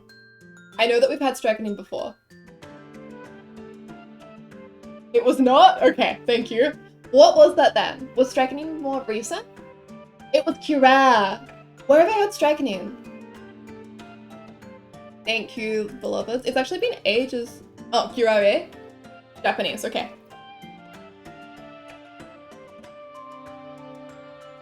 Where have I had strychnine? Oh, it's real. It's real is where I've heard it. Strychnine. Thank you! Was it maybe from Apollo Justice? It might be. I feel like it's come up in another game. It's native to Australia? I didn't know that. Right. Although the victim, Mr. Shamspeare, lives to tell tale, very nearly didn't. The man was halfway to heaven when we first found him. I don't know which poison that was. I will Google. I think it was longer than that. It had a really long name. Strychnine. I was the first officer on the scene, my lord. Have I played Apollo Justice? Yes. Yes! I have played Apollo Justice. I've played the first half of Ace Attorney 5. I have not played Ace Attorney 6. I have not played Investigations. I like Apollo Justice. Not as much as I like the trilogy, but it has some interesting things. I think with a good sequel, it could have been a really good game. Oh, strychnine was used to poison Vera? Okay. There's 6? Yeah, there's 6! There's the first 3, and then there's Apollo Justice, and then there's atroquinine. The poisons are hard, right? It wasn't strychnine. Strychnine. Sorry. Strychnine. And curare. My bad, I got it all mixed up. It happens to the best of us. Too many poisons to keep straight. Alright, okay, Gregson. I have a photographic print here that I took at the time to show how it looked.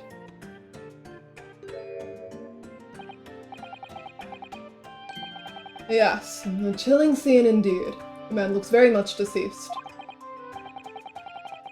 That's right. Everyone present believed that's exactly what he was. Ends in 9. That's what's important. It'll be weird if you somehow know poisons from the top of your head. I feel like Curare I should have had straight, but it's actually been a while since I played the first case. It's been a pretty long time. Very well. I shall accept this photographic print as evidence for the court. Crime scene photograph has been entered into the court record. Now then, Mr. Natsume?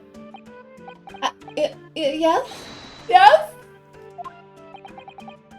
As the defendant, do you have anything to say at this junction? Hang on, let's have a look at the court record. I want to see this photo. Anything interesting? What? Is this really a gas leak? Gas leak! Gas leak! He had CO2 poisoning!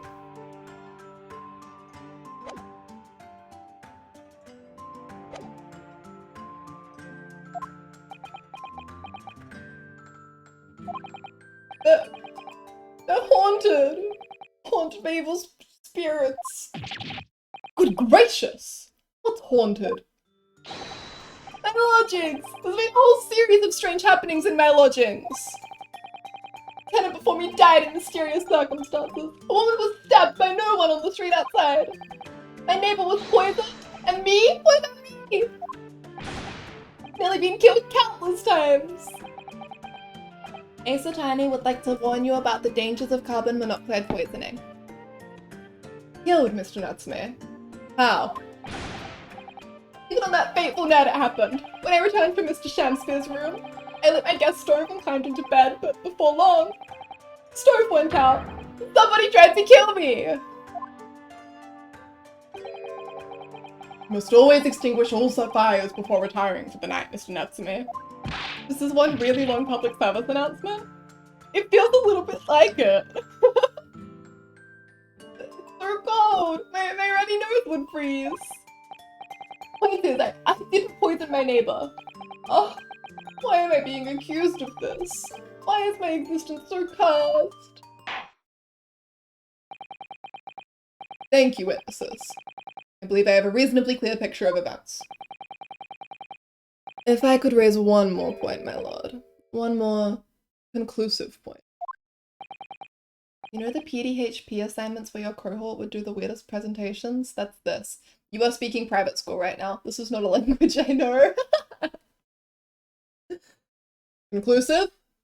Go on. Fortunately, the victim, Mr. Shamspeare, has regained consciousness after his ordeal, and he has named the true culprit. The poison consumed by the victim was administered in a cup of tea that he drank on the night in question. Tea, my lord, that was brought to the victim's room by the accused. The accused? Good grief! This looks bad for us. Order! That's all first! We love antiques! Yes, that's the crux of this whole case. Soseki-san is innocent, and why? Why has the victim accused him? Well, Mr. Natsume, what have you to say to this accusation? That evening, yes, I did take some freshly brewed tea with me when I visited Mr. Shamspeare's room as a gift. The public water pump outside always freezes at night, so I brought bottled water especially to make it. And this is the result. Never will I touch tea again, never! Who are we gushing over? Benedict! Beloved.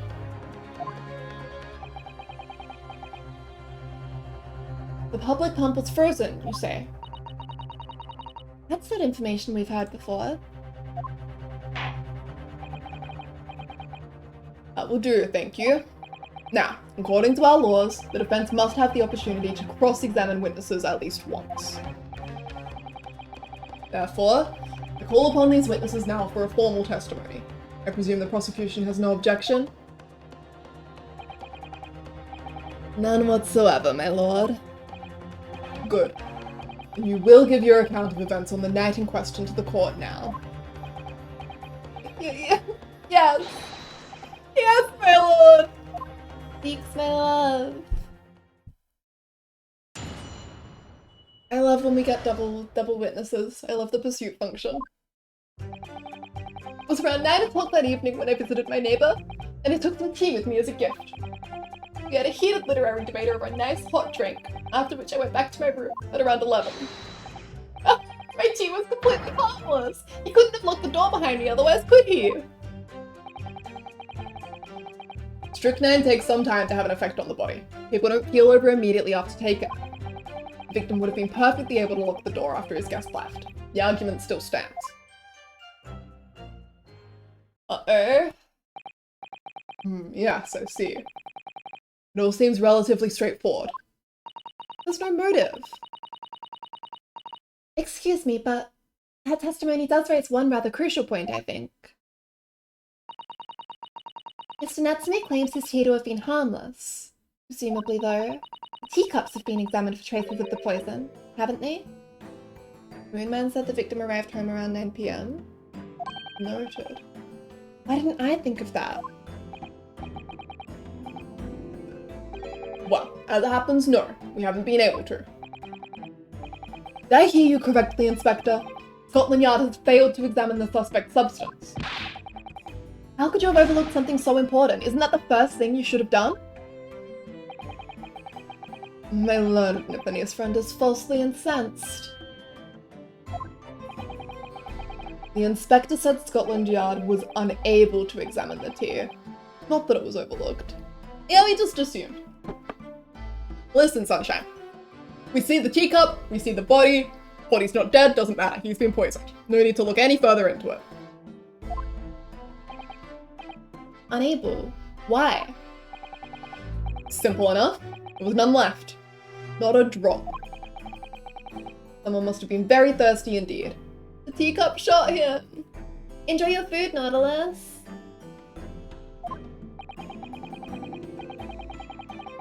With current scientific techniques, it's not possible to test for sorry. Fumbling this one. With current scientific techniques, it's not possible to test for poison under such circumstances. You only need a drop, but that one drop does actually have to exist, funnily enough. Was the teacup with the gun in the weird boarded up house? Lack of examination notwithstanding, it appears nothing other than the tea passed the victim's lips on the night in question. I see. Thank you. The matter is clear. Hydrate! Thank you, Godzilla. I will drink some water. And some Milo. I will drink both.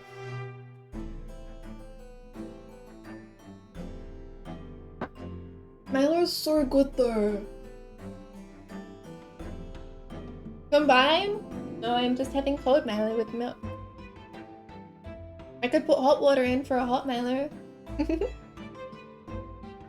I see. Thank you. The matter is clear. Cast your eyes over the jury, my learned friend. What? You can see it in their faces, I'm sure. The recognition of the accused's guilt. Your client's fate is all but sealed. In mere moments from now, you will lose, and your compatriot will be damned for all eternity.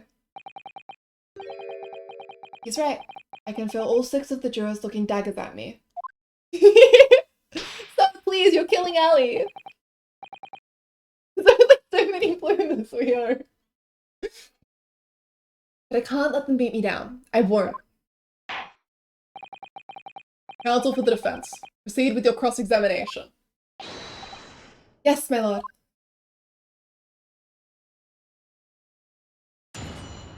Okay.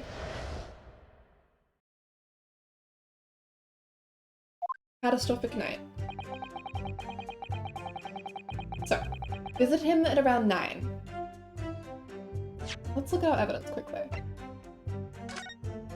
You know, we have the book receipts, got the map, we have the teacups, there's no tea ring on the cup that Mr. Natsumi drank from. We've got the torn off end of the envelope, we don't have the rest of that. We have the bar of soap, and we have the photographic print. We have our suspicion that this whole thing is caused by a gas leak. Alright, let's see. Had a heated literary debate over their tea, and he went back to his room at around 11. That tracks because Mr. Garadev says that he went out and then came back around 9. Okay. He was harmless, couldn't have locked the door. Strychnine takes some time to have an effect on the body, people don't keel over immediately after taking it. Well, he also didn't die. What's the last one? Victim would have been perfectly able to lock the door after his guest left. Argument still stands. There is a stain though in the cup, right? Couldn't that be used? Perhaps! Let's see if we can bring that up later. How long does it take for symptoms to appear then? According to the coroner I was speaking to at the yard, about 30 minutes after the poison's consumed. Then the victim suffers violent convulsions, cramping and stiffness, and eventually dies from asphyxiation. There's a 30-minute interval between when the poison is ingested and the onset of symptoms. I keep looking away when you obsess with his pose. Which pose do we simp for? We simp for all of the poses. There seems to be a lot of different types of poison in the world, that's for sure. Oh dear, death by poisoning again. It's always so awful. Violent convulsions? He was still holding the teacup. Interesting! He faces the defense and then accepts. We'll see if we can get him to do it again. 30 minutes is a long time. Certainly long enough for the victim to have locked the door behind the accused after he left. You can't deny that. And it further degrades Saseki-san's alibi. I have the medical report from the doctor who examined the victim here, my lord. Spells it out, really. The accused is the only person who could have done it. Very well. The court will add this report to the court record as evidence. Hey, we got the medical report. Let's have a look at that. Surely there's some kind of pertinent information. Yes, I see it here. Delayed onset of symptoms. Great. My personal favorite is him stick his leggy out real far. Beloved! I really hope we get to see that. Okay, let me look at the medical. Okay. Cause of coma was the ingestion of a small quantity of strychnine. Toxic effects present 30 minutes after ingestion. High likelihood of the substance having been mixed with the tea the victim was drinking, but no sample could be obtained for testing. I've got the evidence picture open so you don't have to halt progress, but there's something he's eating. We went on about the pork, but there actually is food too. Is there a way to get that tested? Ah, very interesting, thank you. Right, investigative conclusions. The poisoning incident occurred at around 1:30 AM on 21st of February, assessed from the victim's pocket watch that appears to have broken when the man collapsed after the delayed onset of symptoms. No container for the poison was found at the scene. Now, we know that, in fact, Mr. Saseki was not with him at 1 AM when he would have been poisoned after the 30-minute onset. So, yeah, that is far too late. We can assume that someone else came in after the fact. And in fact, yeah, let's have a look at this food. I just see soap and tea. Is there food here? Is this not just soap and tea? Yeah, 9 PM versus 1:30 AM. That doesn't add up. That doesn't make sense. Oh, Cotton, how did you like learning about Shelms eating soap? Big fan. Wait, hang on. Let me open up the... Immediately after I saw someone send this. Sorry. It's a bit of a... Ah... Immediately after I saw someone send this.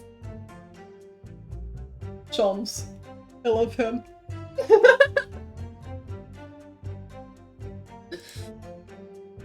I think it tracks very well with everything about it. And you know what? He did good science about it. He was like, I'm eating soap to see if it actually will clean my gut. And it did clean my gut by making me puke. So now I'm not going to eat more soap.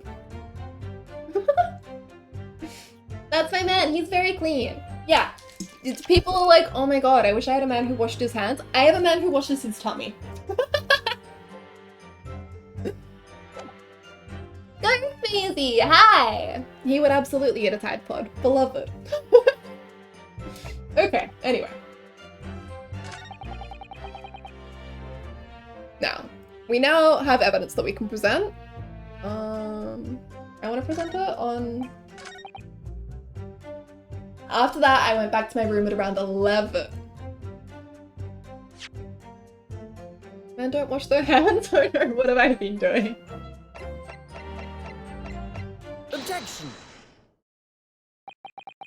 Mr. Natsume, you say it was 11 PM when you left to return to your room, correct? Yes! And Inspector Gregson, can we rely on the information in the medical report unconditionally? Of course we can. No problem with that report, Sunshine. Actually, I think there's a very big problem. Because there's a chronological inconsistency between it and the defendant's testimony. What? What are you on about? According to this report, the victim must have consumed the poison at around 1:30 in the morning. And yet, the defendant, Mr. Natsume, left the victim's room at 11. Yes, that's right. There's more than 2 hours of missing time there.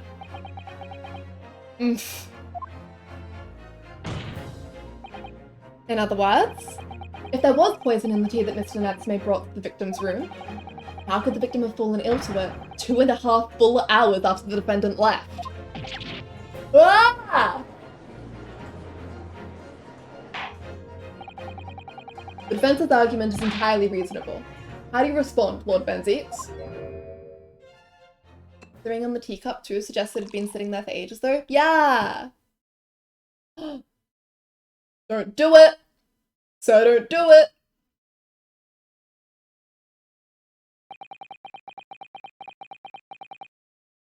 Pray forgive the discourtesy if my mind has wandered. Don't do it!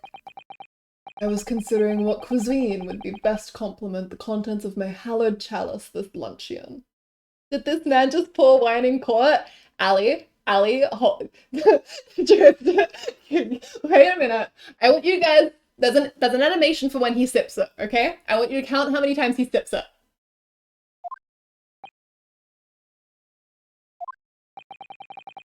How could it have happened, you ask? As you can see, he does not typically sip it. Thank you, Queen, for replacing his chalice.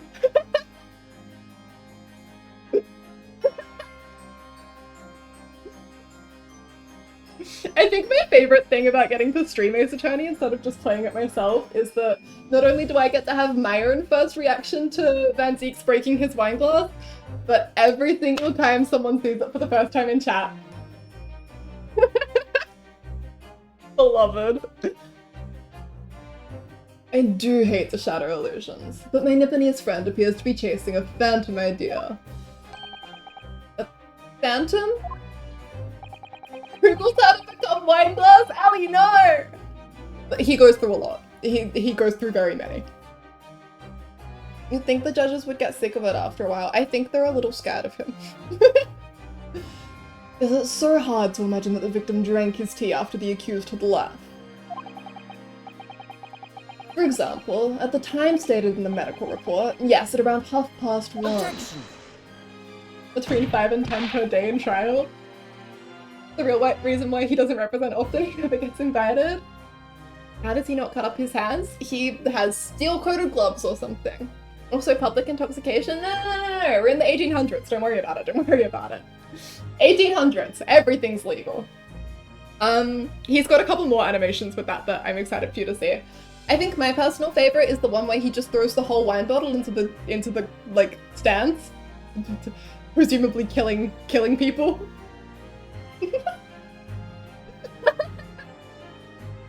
Yeah, that was pretty good. If everything is legal, then why are we in court? Well, that one is really good. Because soap eating isn't. Exactly. Thank you, Ellie. The area behind him is the splash zone. Yeah, when you book your tickets for court, you're warned. You're told to bring a metal umbrella. Mr. Natsume brought the tea with him to drink together with his neighbor. And in Japan, there is a well-known saying, drink tea while it's hot. Objection! And in my country, there is an even more apt saying. There is nothing more refreshing than cold tea. Also, I wouldn't call 1 or 2 sips of wine public intoxication. I feel like it feels a little more severe to Australians because we're not allowed to carry alcohol here. You're allowed to have alcohol like in a bar and at home, but you're not allowed to carry open alcohol containers. And so even having wine at court would be kind of messed up once you've opened it. So snacks are supplied by the court though? Bonkers. Iced coffee drink quick, Pog. There is nothing more refreshing than cold tea. The point is, if there was such a long gap, there may be other ways to explain how the victim came to be poisoned. Other possibilities. What sort of possibilities, Counsel?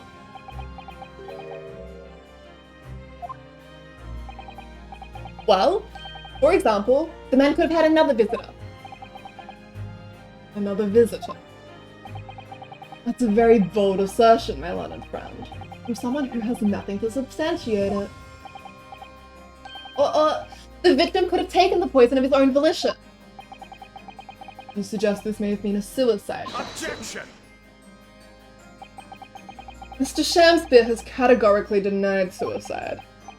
The idea can and must be discounted. Objection! But he could be lying!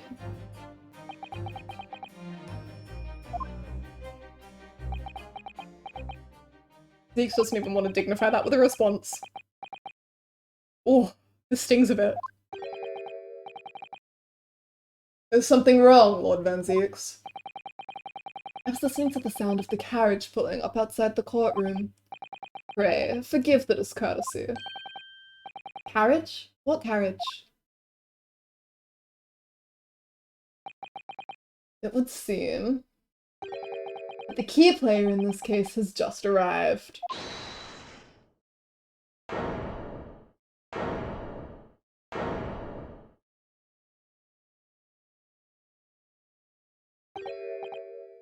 Out! Out, brief candle!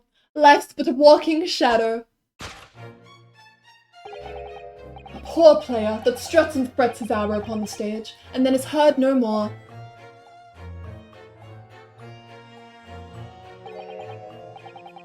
Macbeth looking ass, get him! How does he know to arrive now? They give you a day, not a time. You gotta wait all day. He's been listening with his ear pressed against the door. The carriage that Van Zieks heard was unrelated.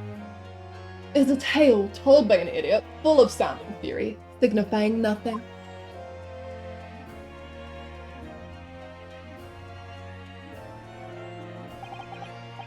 Who, sir, are you? William Shakespeare, my lord. Alas, 'twas I, undone by these bitter events. He's wearing costume jewelry, I think. I think it's like a millimeter thin fabric. If you look closely, you can see that he sewed it himself.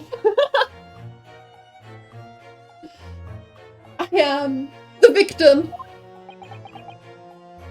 What's he doing here? Plastic jams, exactly.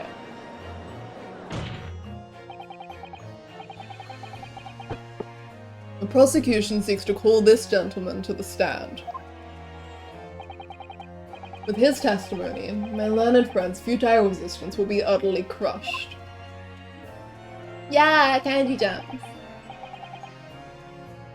I'm calling him as a witness. Very well, counsel. I grant your request with interest. I'm curious to discover what the court shall hear from the victim himself.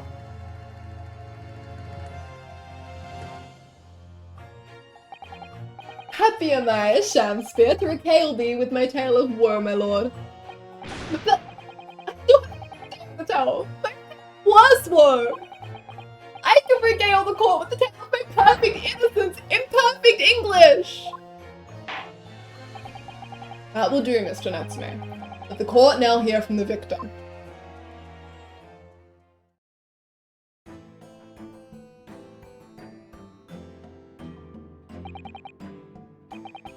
Alright, that's Mr. Shakespeare. Who's that other man beside him? I would love to know! I'm glad we finally got Yellow Man! Yellow Man! Yes, I feel sure that we've caught a glimpse of that man before. State your names and occupations for the court, please, witnesses. A writer of words so sweet they do scent the breeze. An inventor of ideas so profound they compose the earth. The unrivaled poet, the unmatched scribe, William Shakespeare. Where the great bards be recalled to life anew, lo, what a magnificent man! Good fellows, I am he who ponders such a miracle. William Shakespeare. Name's Meterman. Adrian B. Meterman. A, you see? A Shin? A Shin? No. I work for the Altamont Gas Company, East End Branch Office.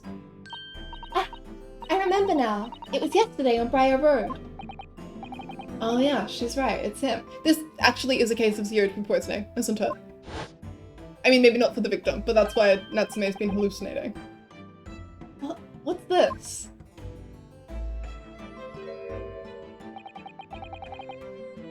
Didn't Moonman say it was a woman though? I don't actually remember. Maybe he did. What's that man doing over there? 192 centimeters. Ah, beloved. Remember how tall Herlock is? It looks like he's trying to see into Sasaki-san's lodgings. Is something wrong, Mr. Naruhodo? Excuse me, could we have a word? Ah! Off he goes. 182 centimeters. Beloved.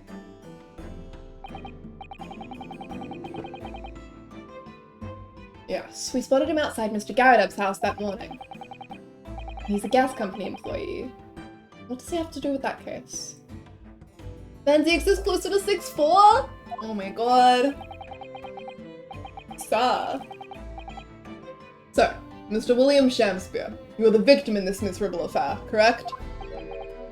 Oh heaven, oh hell, do you command me to remember? That sweet poison that didst cross me and cross mine innocent lips. I subpoenaed him for the trial, with his doctor's permission, naturally. Hearing the testimony of the aggrieved will remove any room for doubt from the jurors' minds, I'm sure. You know, I was giving Van Zieks a hard time with the wine glass in court, but our boy over here has the straight up katana on his hip. The sword is important! You can't bully him about the sword, it's not allowed. The sword is his... I should add that to my board. The sword belonged to Kazuma, as did his armband. It's a symbol of his... It's not a status symbol so much as it is a symbol of his dead friend who he loves and who is dead. Van Zieks also has a sword. We love to see it. Hearing the testimony of the aggrieved will remove any room for doubt from the jurors' minds, I'm sure. Behold! You only have to rearrange the letters of my name to see that's me as a seraph. An angel indeed. Doth I be noble of mind, sweet of nature, and verily honest of heart, as all heavenly angels should be. You can see the hilt just above the bench. I love him. I thought it was just the traditional katana equals status, but holy fuck. Yeah, he didn't used to have one. Kazuma would carry it, but then Kazuma died, so Ryu got the sword. Shamspeare just body rolled? You got schmooves. Because there isn't a less contrived meaning in your name. No, not at all. The jurors seem to be very moved by this man, I'm afraid. You're actually taking this seraph anagram idea seriously. Thank you, witnesses, for your illuminating introductions. But, my lord, what's the man next to Mr. Shamspeare doing here? The gas man, I mean. I wish I could inherit a sword. You would wish your best friend death? What? Me? Oh, well now. Allow me to enlighten my learned friend. You recall, I presume, your earlier impertinence? Kazuma had it because it was the soul of the Asogi clan? I would really like to have a closer look at the sword. It was his family sword. And isn't it interesting that his family sword went to Ryu? Almost like he doesn't have any other family so to speak of, which we can also infer from the fact that Mikotoba was able to keep it secret. If he doesn't have any family, well, where did he come from? Could it be that his family is dead? Could it be that the names on the list, the Morse code list, is dead people and Gregson is in serious danger? Gregson, please be okay. And that A-Shin is the Sogi Shin? I don't know. Impossible to say. When you had suggested that the victim had another visit to his room on the night in question. And moreover, that the victim is a compulsive liar. What? I didn't quite say that. This young chin stroker is here to controvert your wild claims. Conclusively. Is that not so, Mr. Meter Man? Hang on, no, I'm just here. I hereby call for your formal testimonies. You will tell the court as lucidly as possible what happened on the night in question. Stroker sounds like a slur, yeah. I love how straightforward some of the names are. Yeah, they're pretty fun. I miss, what was it? What was Corrector's first name? I've forgotten it now. If A-Shin is Asogi Shin, why would Kazuma be Kei Asogi? Well, yeah, like fully, that doesn't make any sense, right? Curio Collector, that's right. Yeah, it's the A-Shin versus Kei Asogi that has me like, okay, this probably isn't it. This is probably a ridiculous crack theory. But I figure it could just be part of the encoding, right? Everyone else, anyone intercepting that message, they need to make it as difficult to understand as possible. So if they write A-Shin and people who are in the know know that there's a Shinasogi, then they can infer. But yeah, we don't have anyone else.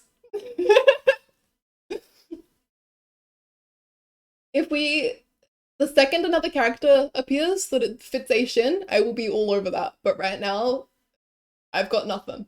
If we've had something like that, it's gone over my head. Soon we'll find out more. You will tell the court as lucidly as possible what happened in the night in question. One may smile and be a villain. Yes, it doth pain me, but let the truth be spoken. The truth of that wintry night of my discontent. I refuse to tell you if you are anywhere close because the theories are more fun. I appreciate it. It's very fun rambling at you and getting absolutely nothing back. I really enjoy it.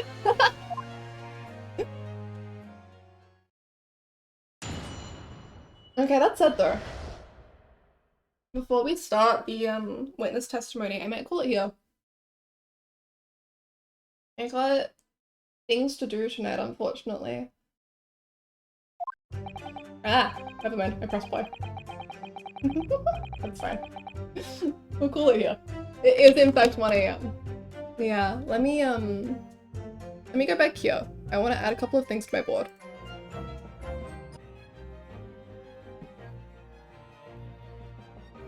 Please? No. I've got a full screen like preview pop out of my stream, and so I'm clicking on that trying to work out why I can't navigate Clip Studio, because it's not Clip Studio. Every A name being a Shin is very what the sweetie and I did. It has to be. Okay, I want to add a new section here. We might have to rearrange this board a little later. And I'm gonna call it... When is this? Who's this?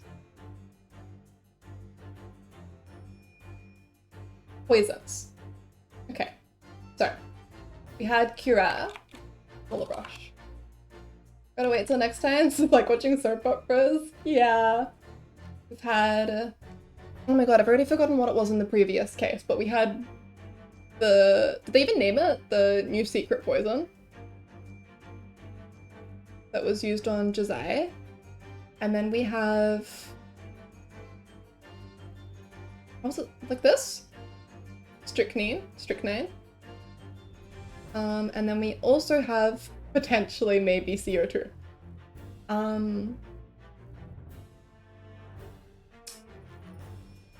We've seen that strychnine can be...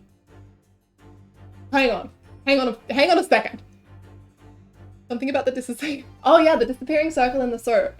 I don't know if that... This is my board for like the larger thing, but that definitely works for this case. That's really important. I don't think they named the secret poison either. Now, strychnine. This... What's my other color? Where's my little grid to keep my line straight? 30 minutes. Makes you appear dead.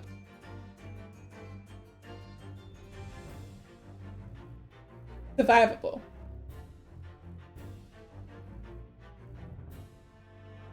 We'll see. I'm sure that we'll learn a lot more about strychnine, so I might adjust this. But right now, it appears that you can live through it. And if that's the case, I just think it's really, really interesting that, unless I'm misremembering, we didn't actually have any interaction with Kazuma's body. We saw the photograph of his corpse. We saw the line where he had fallen. But Sholmes made sure that Kazuma's body was gone before he accused Ryu, and he knew that Ryu was in the wardrobe the whole time. Like, because of the bonus content, we know that. So it's not like this came out of nowhere. So, if you could administer strychnine to someone and have them appear dead, I wonder if Kazuma was poisoned at some point and hidden. Me desperately clinging to whatever Kazuma's still alive theory I can get. I don't think he's alive. It doesn't. I do think he could have been poisoned. I do think there's something weird about the fact that his body is missing. I don't think it's a fake death situation. It is possible though. Sholmes took the photo. My assumption is that Kazuma's cause of death is more than what we were led to believe, but that like, that there's the extra evidence on the body that Sholmes didn't want us to see and so has kept out of the way. What if he is? No. No, there's no way that they would have to lock him up. There's no way that they would, like, poison Kazuma, but he lives and is still alive. Thank you for the headpads, Sally. I need them. There's no way that they poison Kazuma and he's still alive, and then it's been 6 months and he hasn't, like, shown up. They would have to be literally detaining him. Unless they are. See, I feel like Sholmes and Mikotoba, they're not, like, working towards the same goal, right? We've got a bunch of people who are involved with this. Van Zieks is obviously his own entity. Gregson appears to be very loyal towards the government. Mikotoba, I think, is loyal towards the Japanese government. And Sholmes seems to be completely disconnected. He doesn't have any... I think he's anti-both governments, right? A bit of an anarchist. So Sholmes' actions and Mikotoba's actions don't match up. Mikotoba desperately wanted it to be Kazuma, and desperately wanted him to be the one to go and tried to protect him to make sure that he would arrive in England safely. Sholmes boarded the ship at Shanghai, presumably, and did what? He made sure that he was there. Did he take Kazuma? No. I do think, like, he took the photo, right? What fucking role does Sholmes play in this? Okay, my strychnine theory is something. Sholmes, for some reason, doesn't want Kazuma to be the one who goes. Potentially even for his own safety. Because he knows that that will lead to Kazuma's assassination because Kazuma is one of the names on this list. No, that doesn't make sense. That doesn't make sense. Taking a photo of a body before it disappears. I mean, it's not like the body disappeared, right? At the time, it just seemed like it had been cleaned up. You know? We're in the wardrobe. Kazuma's dead body is outside the wardrobe. Herlock documents and investigates the crime scene. Herlock figures out where the criminal is after they've removed and started studying Kazuma. He opens the wardrobe, he reveals Ryu. Except he knew that Ryu was in there the whole time. Because he knew that Ryu was a stowaway. He knew that Ryu was someone Kazuma was aware of. He knew that he had been staying in the cupboard. So why did he wait? Was it just to avoid traumatizing Ryu by showing him his friend's body? Or was there something more going on there? It's dust, right? I need to prepare for playing that Ace Attorney game for myself, refill the cartridge in my mini Polaroid printer so I can put character portraits on the pinup board. Honestly, this is so fun. I'm really indulging myself in this, because you only get to play a game for the first time once, right? Oh my god. Bye, Red Wool. I do wanna quickly,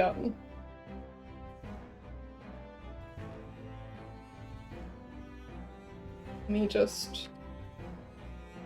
Something is going on here. Something is going on here.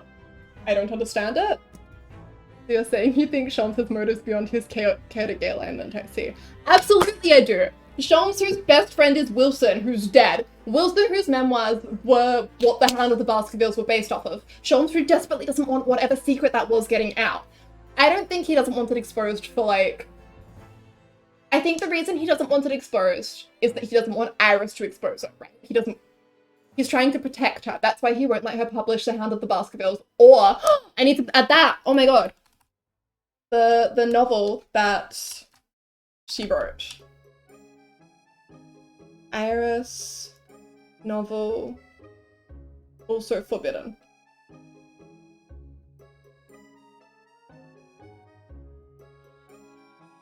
Okay. We know he's forbade a lot. There is so much information that he does not want getting out, but I think it's because people who know stuff end up dead, so he's trying to protect her. That's why he keeps Ryu in the dark. I'll probably do the ones with Apollo just because I'd be coming in completely fresh. Let it be Poggers!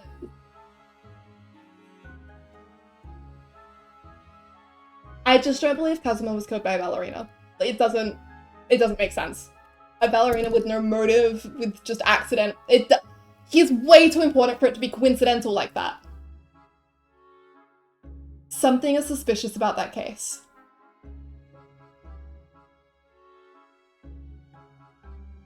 I'm adding it in. I'm adding this in, but I don't have a lot of faith in this right now. Let's make it really, really small. That's how we're gonna do. We'll keep it red, but we're gonna make it really, really small.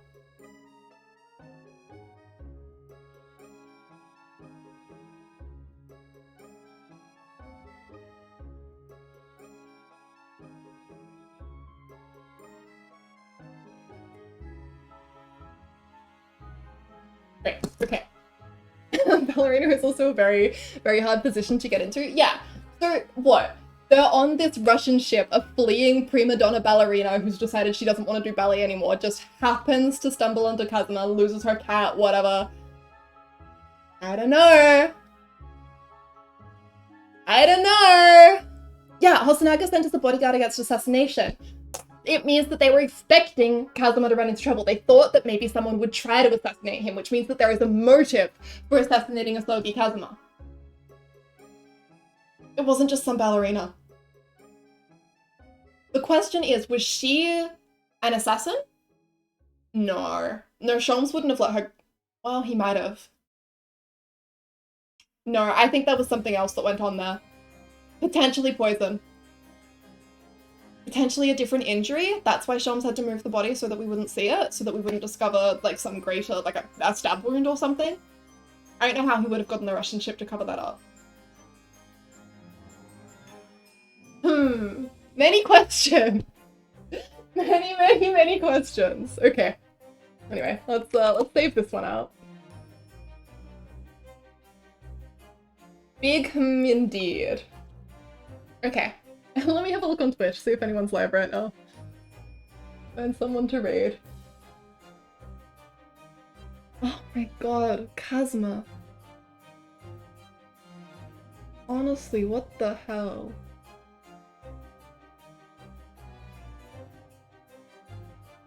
Yeah, there's a lot the crew would have to keep secret if it's that much of a cover-up. Yeah.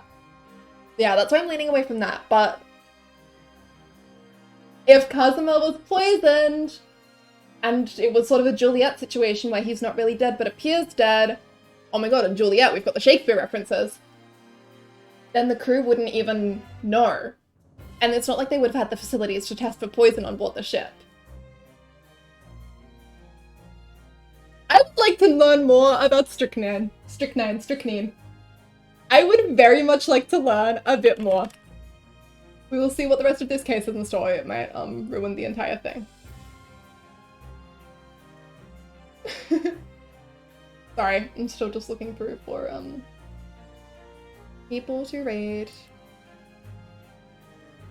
No one I follow is live, so we are looking at randoms. Stretch! Yes, sir!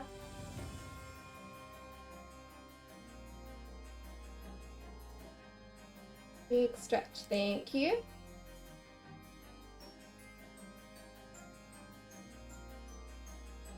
Alright, who we got?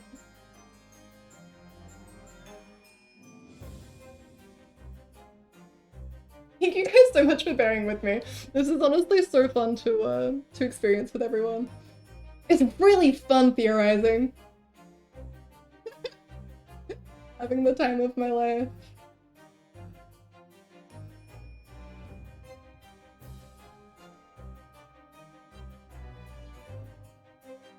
I love it. I love it so much. I'm glad. It's so good. I didn't expect to be sucked in, but here I am. I have to drag you to all the other streams. Okay. I'm sleepy. I'm getting sick of looking for people to raid. I think we'll just call it here. No more raid. Okay. Alright. Thank you guys so much for hanging out. It has been poggers. I am super glad that I got to rant at everyone, that we got to experience the case together. Ali, I hope I can show you some of the most deranged Van Zeke sprites that you've seen in your life. And it just add us on Discord and my fuck gotta join. Pog! Okay. For now we'll call it here. It's been really fun. We got a bunch of new followers today. It was so nice meeting everyone. Thank you for stream. Anytime. Okay. Bye everyone. Bye. Love you. Bye.